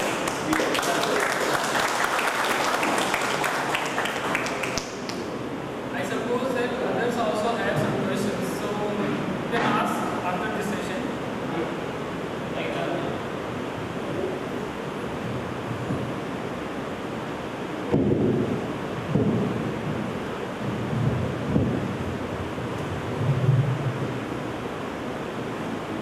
So we have to conclude this Q&A session now.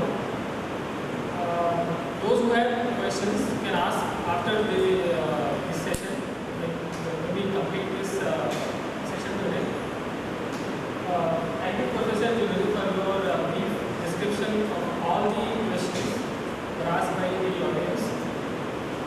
We have also the presence of Sri Saurabh Shah ji, who is also a prominent writer, written a book on Ayodhya to Bodhra, which is also about an important issue of Rama Mandir and then what happened to the Kar Sevaks who have been burned in a train in Bodhra. So I request him to express his views also on this topic about the rearming of Hindus.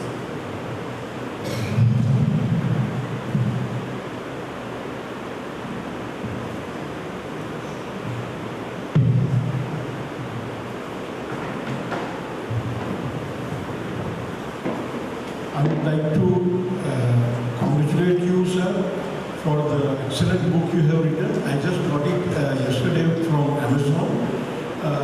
When going through this book, I had two very small questions for you.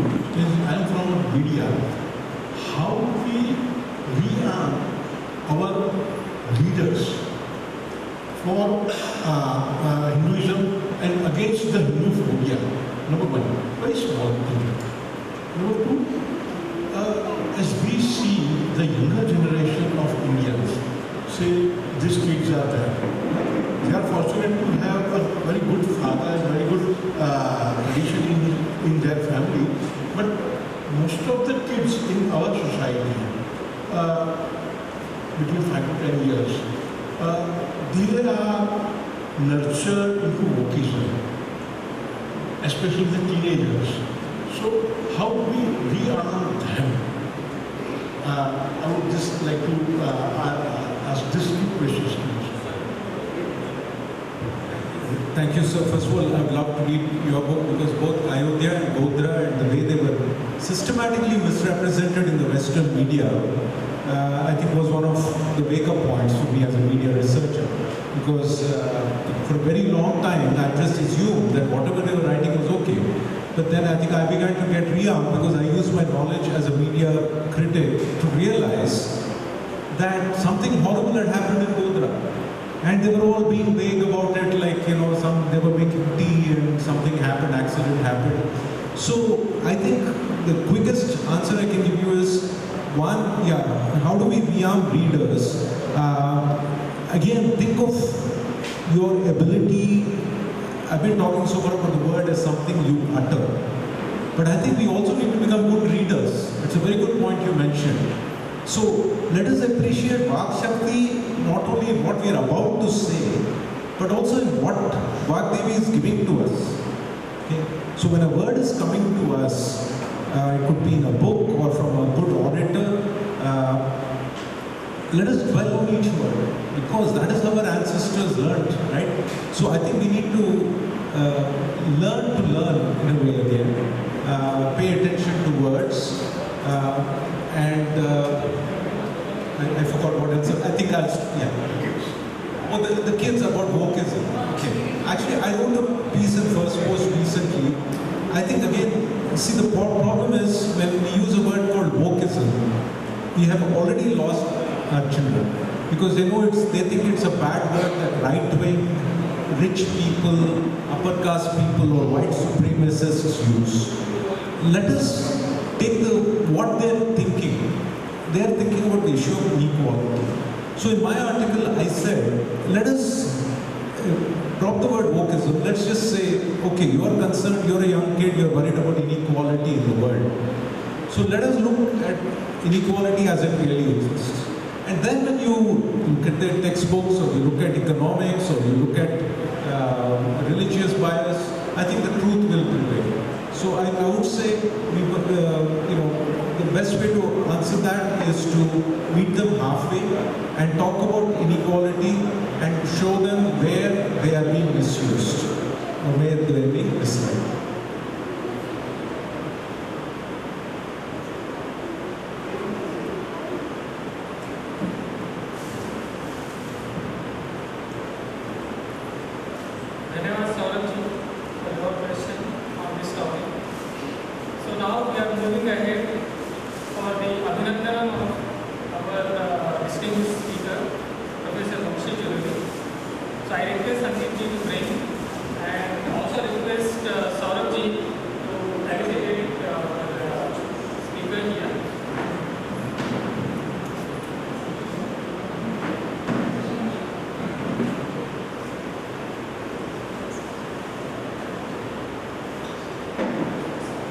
House should not be silent.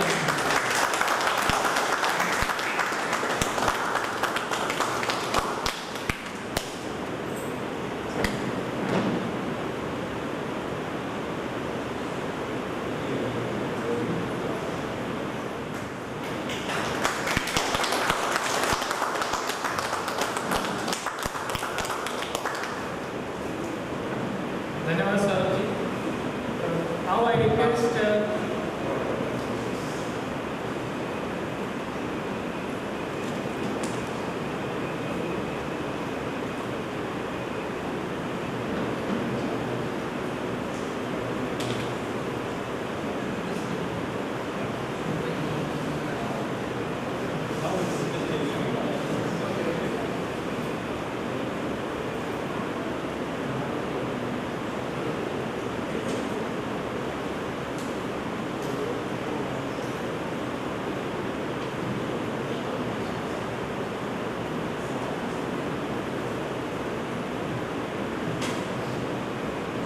now I request Shri Sunil Gopinathan ji to felicitate Shri Saurabh Shah ji.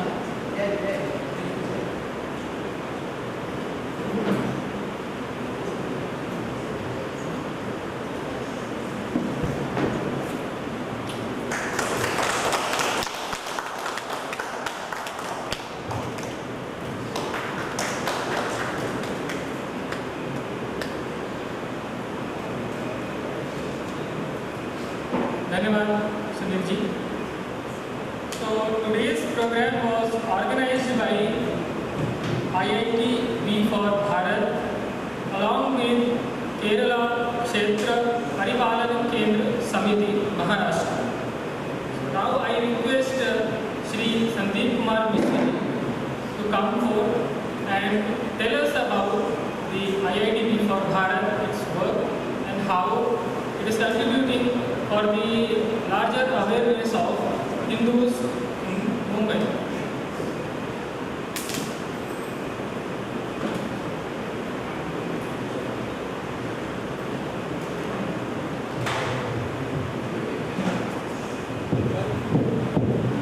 Namaste to everyone. ITB for Bharat, लगभग यहाँ पर बैठे हुए सभी लोगों को इसकी जानकारी नहीं होगी। बैनर पर आप देख सकते हैं सामने ITB फॉर भारत लिखा हुआ है। ITB for Bharat IIT Bombay के स्टूडेंट्स का एक समूह है। इसकी शुरुआत कैसे हुई थी, कैसे इसका आरंभ हुआ था, ये थोड़ा सा मैं आपको ब्रीफ करता हूँ, बहुत अधिक समय नहीं लूँगा। 2019 में जब CA और NRC ये दो कानून भारत सरकार लेकर के आ रही थी, तो IIT बॉम्बे में बहुत अधिक जो है वो धमाल हुआ था, जो कि नहीं होना चाहिए था। किसी भी इंस्टीट्यूट के एडमिनिस्ट्रेशन को ये ध्यान रखना होता है या करना चाहिए। मैं यहाँ से अपना जजमेंट नहीं सुना रहा हूँ, परंतु किसी भी इंस्टीट्यूट का ये कार्य होता है कि वहाँ पर अध्ययन के अतिरिक्त और कोई गतिविधियाँ ना हो, परंतु ऐसा हुआ नहीं। लगभग 1 महीने से अधिक इंस्टीट्यूट के अंदर रैलियाँ चलती रहीं, भाषण चलते रहे, ढपलियाँ बजती रहीं और छात्रों का जो नुकसान है अध्ययन का वो होता रहा। और IIT बॉम्बे एडमिनिस्ट्रेशन देख रहा था, सब देख रहे थे, सब चल रहा था, कोई भी उसको रोकने के लिए या रोकने आने के लिए सक्षम नहीं था, या सक्षम थे तो पता नहीं क्यों ऐसा हुआ नहीं। उसमें प्रोफेसर भी इन्वॉल्व थे, स्टूडेंट्स भी इन्वॉल्व थे और IIT बॉम्बे के स्टाफ भी इन्वॉल्व थे। इस तरह की गतिविधियाँ जहाँ पर छात्र पढ़ाई छोड़ करके 1 महीने तक इस तरह की चीज़ें कर रहे हैं, ये education ministry, government of India को भी देखने की आवश्यकता है कि इस तरह से ना हो। टेक्निकल इंस्टीट्यूट जो कि प्रीमियम इंस्टीट्यूट है, जहाँ पर स्टूडेंट्स परिश्रम करके एडमिशन लेते हैं, वहाँ आकर के इस तरह से देखेंगे और इस तरह से यदि रैलियाँ होंगी जो कि गवर्नमेंट के अगेंस्ट हो रहा था, ये सब अच्छा नहीं है। मैंने देखा है इस कारण से कई लोगों का जो एजुकेशन है वो हार्म हुआ है। कई लोग इस परिस्थिति को नहीं झेल पाए हैं। क्यों? क्योंकि वो, अब आप समझ सकते हैं कि अंदर जब रैलियाँ हो रही हैं तो किस तरह की चीज़ें वहाँ पर हो रही होंगी। ब्राह्मणवाद से हल्ला बोल, मनुवाद से हल्ला बोल और पता नहीं क्या क्या आप देख सकते हैं। IIT फॉर भारत में भी आपको कई सारी चीज़ें मिल जाएंगी देखने के लिए, जो कि उनके द्वारा किया गया था, या उन सबको हमने जो है वो कहीं ना कहीं उल्लेखित किया है। तो इन सब को जब कोई एक छात्र यहाँ पर आकर के पढ़ने के लिए जो आया है वो देखेगा तो उस पर क्या बीतेगी, और ये चीज़ प्रशासन को, जो इंस्टीट्यूट का प्रशासन है, उसको ये बात समझ में नहीं आई। और अल्टीमेटली जब नहीं देखा गया, जब असहन हो गया, तब कुछ लोग सामने आए, छात्र भी थे, प्रोफेसर भी थे और स्टाफ भी था, जिससे ये सब नहीं देखा जा रहा था, उसको बंद करने के लिए। किसी को भी अंदर बुला करके ले आते थे, कोई भी आकर के ढोलक बजा रहा है, ढपली बजा रहा है, कोई भी आकर के भाषण दे रहा है, कोई कंट्रोल नहीं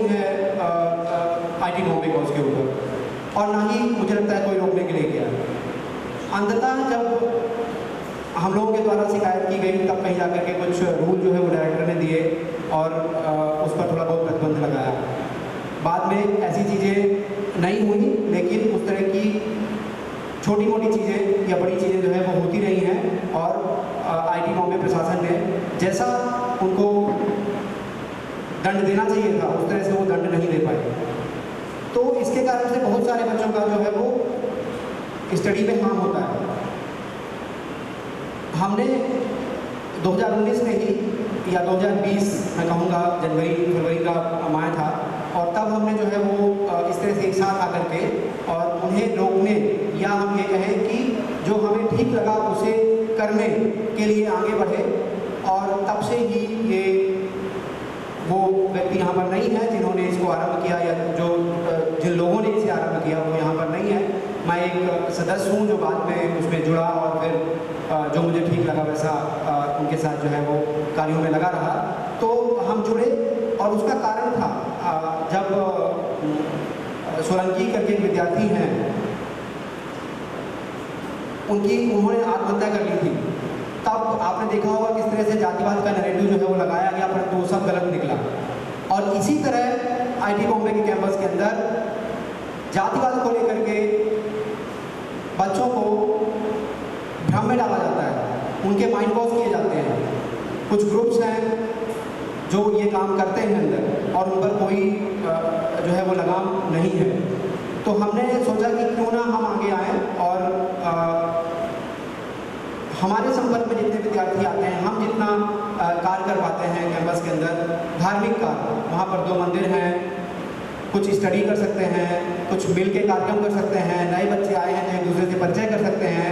और इस तरह से करके क्यों ना बच्चों से हम संबंध बनाएं, उन्हें इस तरह की ताकतों के पास जाने से रोकें और जब भी वो हमारे संपर्क में आते हैं तो उन्हें बताएं कि कैसे आप लोगों को भ्रमित किया जा रहा है और कैसे जो है वो आप गलत मार्ग पर जा रहे हैं।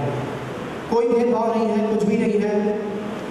उसके पश्चात भी आपको ब्रेन वॉश किया जा रहा है और आप लोग जो है भ्रमित होते हैं और ये भारत को डिवाइड करने का जो है एजेंडा है, हिंदुओं को डिवाइड करने का एजेंडा है।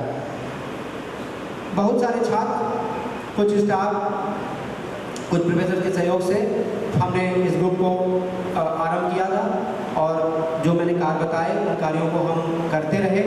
धीरे धीरे हमने इसके मीडिया चैनल्स भी जो है वो ओपन किए और वहाँ पर जिन भी संबंधित लोगों को जो भी हमारे कार्यक्षेत्र में आता था उन लोगों को हम बुला करके और चर्चा करवाने का प्रयास करते थे। छात्रों को वो अटेंड करने के लिए कहते थे। उनके द्वारा कई सारे स्टडी सर्कल जो है वो जहाँ पर बुक्स पढ़ करके और उनको समझने, उनके बारे में विचार करने और डिस्कशन करने के लिए प्रोत्साहित करते थे। और इसी तरह ये यात्रा जो है वो धीरे धीरे आरंभ हो गई और अभी जो है वो हम आज इस स्थिति में हैं। और भी छात्रों को, प्रोफेसर्स को और स्टाफ्स को इस तरह के कार्यों में, इस तरह की गतिविधियों को आरंभ करने की आवश्यकता है आईटी बॉम्बे एवं अन्य आईटी के अंदर। मैं आईटी बॉम्बे का छात्र हूँ इसलिए मैं कह सकता हूँ आईटी बॉम्बे के बारे में, बाकी इंस्टीट्यूट के बारे में मुझे नहीं पता, परंतु आईटी बॉम्बे के अंदर ये करने की अत्यंत आवश्यकता है। हमारे छात्रों को यहाँ आने के बाद कई ग्रुप्स हैं जिनके द्वारा भ्रमित किया जाता है और देश के विरोधी एजेंडे पर, हिंदुत्व के विरोधी एजेंडे पर, ब्राह्मणवाद के विरोधी एजेंडे पर, जिसका कोई आधार नहीं है, इन सब एजेंडों पर बच्चों को भ्रमित किया जाता है और वो कहीं ना कहीं उस एजेंडे पर आते हैं और उस पर कार्य भी करते हैं। मुख्यतः जो है वो जो ग्रामीण क्षेत्र से बच्चे आते हैं, सो कॉल्ड जो SC और ST बोला जाता है, सब हमारे भाई हैं, परंतु जो नाम दिया गया मैं वो नाम बता रहा हूँ, दलित जिनको कहते हैं, उन बच्चों को टारगेट किया जाता है और उन्हें इस तरह से ब्रेन वॉश करके गलत कार्यों में जो है वो इंस्टीट्यूट के अंदर लगाया जाता है। तो इस सब कार्यों को रोकने या उन बच्चों को अपने अधीन लाने, उनको धार्मिक शिक्षा देने, धार्मिक कार्यों में इंगेज करने, इन सब के विषय में हम लोग आईटी बॉम्बे के अंदर काम करने का प्रयास करते हैं, आगे भी करते रहेंगे। धन्यवाद।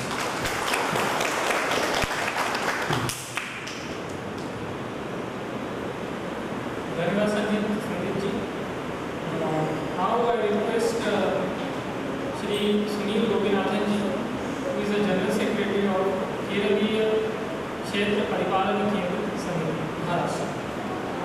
Tell us about the organization and its work.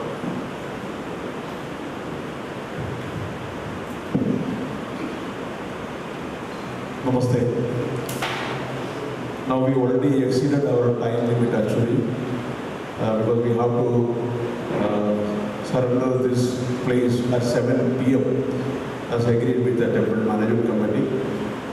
Most of are here know about Kerala Kshetra Parivarana Kendra Samadhi. It's an apex body of 52 temples across Mumbai, which is running on the Kerala traditional way. We are in Mumbai for last 20 years, and it is an ATG exemption organization.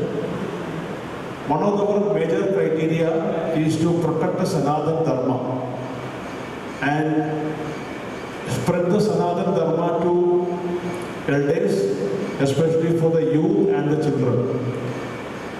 Last, I think we all know, Narayanan is now across Mumbai spreading all the temple. The force behind spreading Narayana in almost all the temple is KKKS. Because KKKS is used to conduct Narayana competition every year and giving Narayana classes online and offline in most of the various temples across Mumbai. The upcoming event of KKKS is on August 18th. We are conducting Narayana competition for the children from age 4 to 21. This is the second year we are conducting. Last year we are conducted on this temple premises, and there were 87 children have participated. And this year we are conducting at Nerul temple, and we are expecting nearly about 100 children will participate this year. And our focus is to build a Narayaniya children group in another 1 or 2 years. And we will be aiming to conduct a Narayaniya Mahotsav in Guruvayur in the upcoming years. That is our plan. The next agenda we are planning to take up is on across all the temples of Maharashtra is Vishnu Sahasranama. Because this particular temple in this year, last couple of years we are doing it, successfully conducting Vishnu Sahasranama very well. That is one of the another agenda we are taking it up to for the KKS agenda. Along with we are providing medical aids, we are providing aids for the children, those who are from our Hindu community, and we are providing shelters for the poor people, those who are coming for that. And across all, because we are registered under charity also. So that's why every year we used to do charity within our capacity, and we used to continue our charity programs. Now we are looking for a place. We don't have an office now. What we are looking is right now we are operating under Sabarimala Temple. Now we are looking for an office, and I believe Jagadishwaran will help us to come out with a building before 2025 March. That is our aim, and we look forward what support for KKKS to do such kind of activity in the upcoming years. And now I would like to thank IITBV for Bharat to allowing us to co-hosting this such a wonderful evening, because there is only hardly 52 people are attended this function. But I believe this was a wonderful productive section. Instead of having 1,000 people who came over here and he just concluding his speech and there is no question is coming and there is no answer session is coming, then that kind of a meeting there is no use at all. But here what I observed, the audience was excellent audience. We have received a very good question from the audience. That's why he is able to answer all the question very effectively. That kind of interaction we require instead of gathering 1,000 people and nothing to do with that actually. Thank you once again. Thank you everyone for coming all the way. And thank you sir for joining with us. Thank you very much.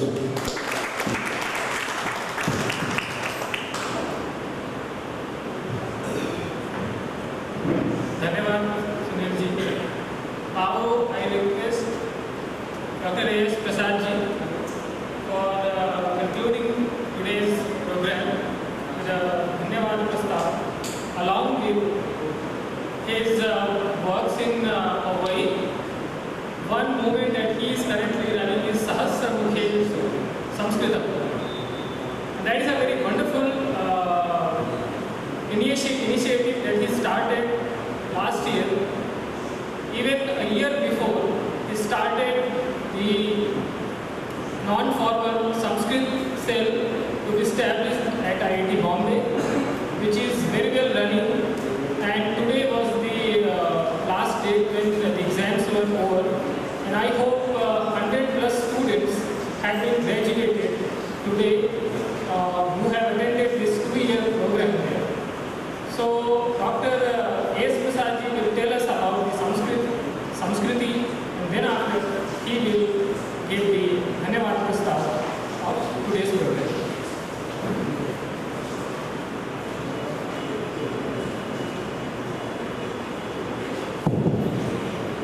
मम ध्वनिः श्रूयते किल Audible वा अस्तु अहं किञ्चित् संस्कृतेन एव वदामि सहस्रमुखेषु संस्कृतम् इति महोदयः अभिषेक महोदयः उक्तवान् सहस्रमुखेषु संस्कृतम् इति कार्यक्रमः कः इति अहं वदामि किञ्चित् अस्माकं पवै मध्ये पवै इति पुण्यस्थानमेव अत्र अय्यप्पा मन्दिरस्य द्वयम् अय्यप्पा मन्दिरमस्ति अत्र पवै मध्ये एकं मन्दिरं द्वितीयमस्ति अत्र समीपे एव कञ्जूर् मार्ग् मध्ये अस्माकम् अय्यप्पा मन्दिरमस्ति इत्युक्ते पवै मध्ये मन्दिरद्वयम् अस्ति बहु विशेषस्थानमेव शबरिमला केरला विहाय अय्यप्पा स्वामेः प्रथमप्रतिष्ठा केरलात् बहिः केरलायाः बहिः अस्माकं पवै कञ्जूर् मार्ग् अस्माकं मन्दिरे अभवत् our temple in Kanjur Marg, we have got historical records for that for pre-independence era of 1945, which means it is the first Ayyappa temple outside of Kerala. Outside of Kerala, so it's a very that's not the temple, it's the other temple. So there are two temples in Powai. Now, why am I saying this? Immediately after the Supreme Court verdict regarding the Shabarimala temple and the controversy about which Professor Vamsee is also following. So I've read some of his books and also some of his articles and talks on the YouTube, etc. This was the first temple where all the representatives of all the Ayyappa temples, around 50 of them, came here to this hall to protest against that movement. And one of the members of this temple movement is also one of the petitioners, the Supreme Court, to change the verdict, which has now gone to the Constitution bench. Because in our country's history, if 3 judges cannot decide, then they will give it to 5 judges. If 5 judges cannot decide, then they will give to 10 judges. So right now, in that same Supreme Court, but we are absolutely sure about the verdict, which will be in favor of the Hindu faith seekers. Okay, I don't call it believers, because that's a very monotheistic word.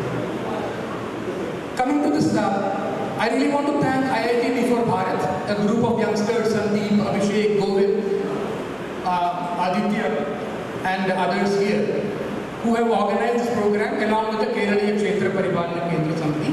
And I also thank the Ayyappa Mandir, this particular temple and their trustees, for trusting us and giving us the space to conduct this program. And Sunil also already talked about Kerala Kshetra Paribalana Kendra Samiti. It is called Kerala Kshetra Paribalana Samiti, but we stand for Sanatana Dharma. And it did not take not more than 2 minutes for us to decide to co-host this program along with the IIT for Bharat in this temple, because whatever he was talking about is what we are actually trying to do. Okay, so Mahodaya talked about, first of all, to me, it is an absolute American University social science professor, is talking a lot about Hinduism. Okay, and is a staunch believer in Hinduism. The same woke culture is what we are seeing in Indian universities also.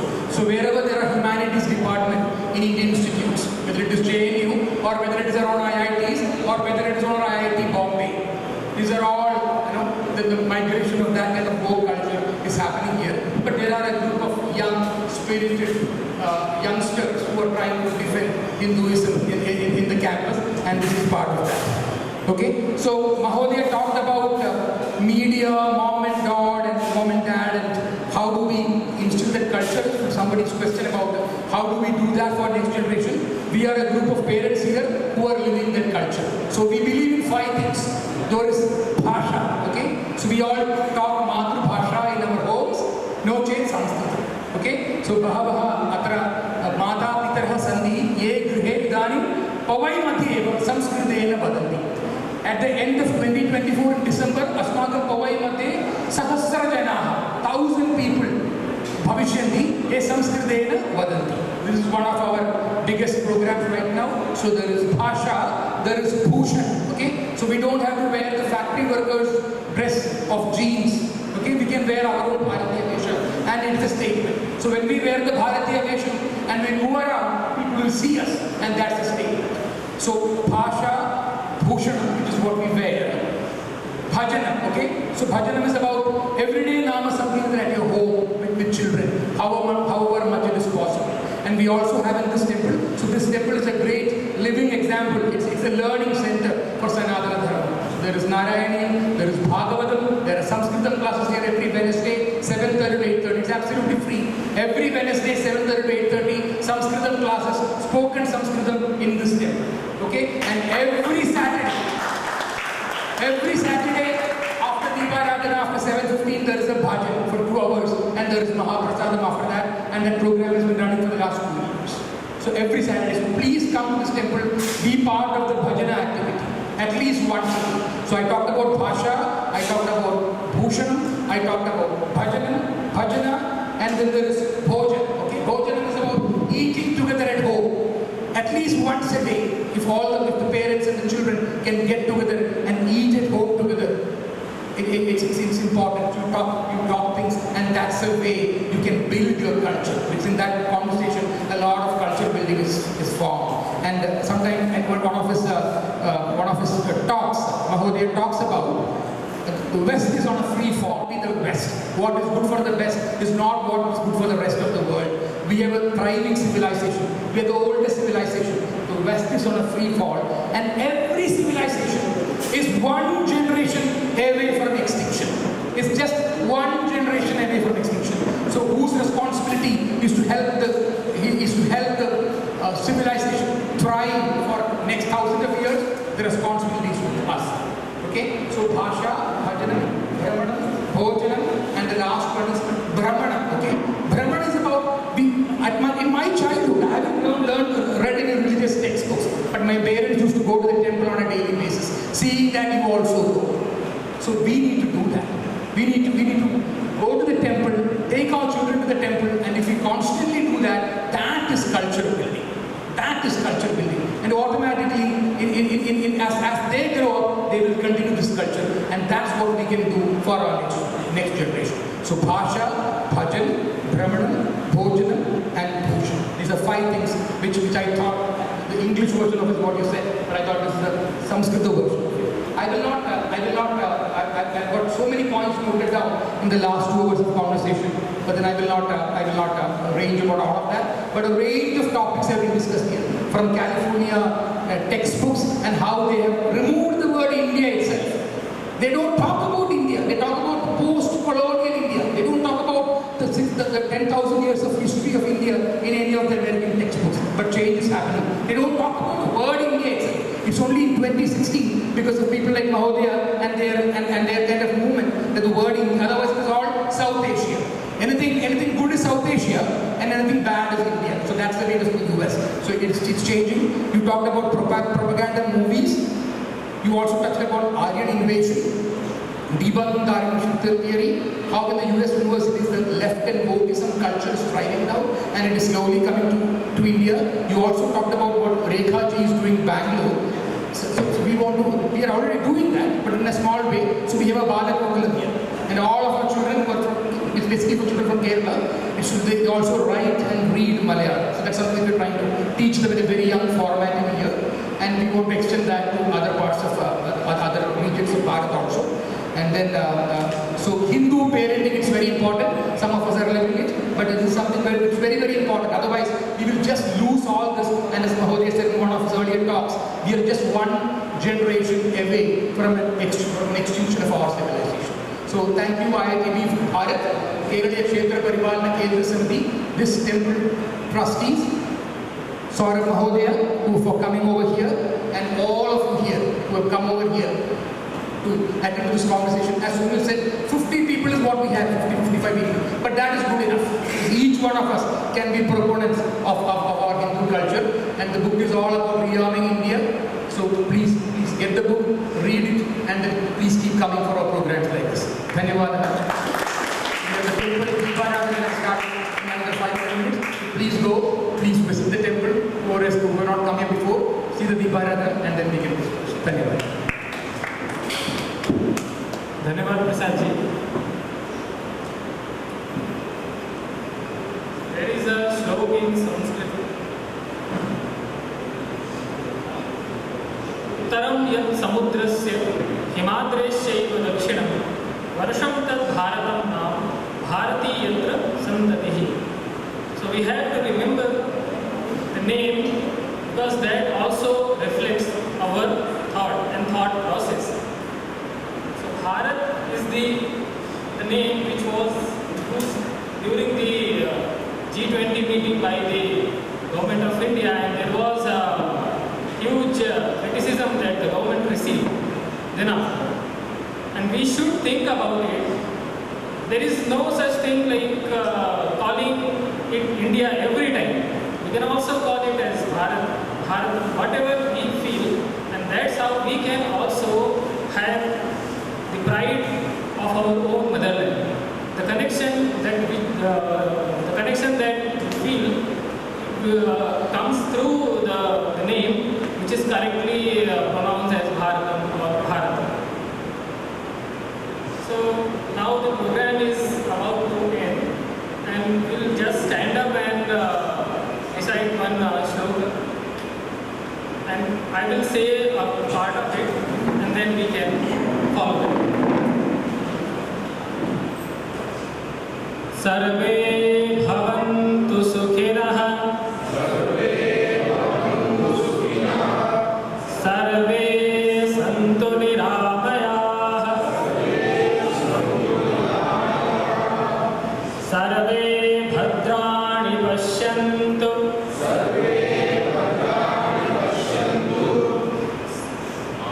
मा कश्चित् दुःखभाग् भवेत्.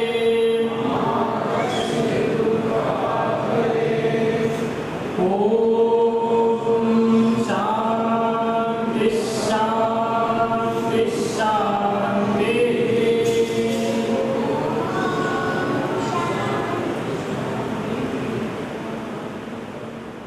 धन्यवाद.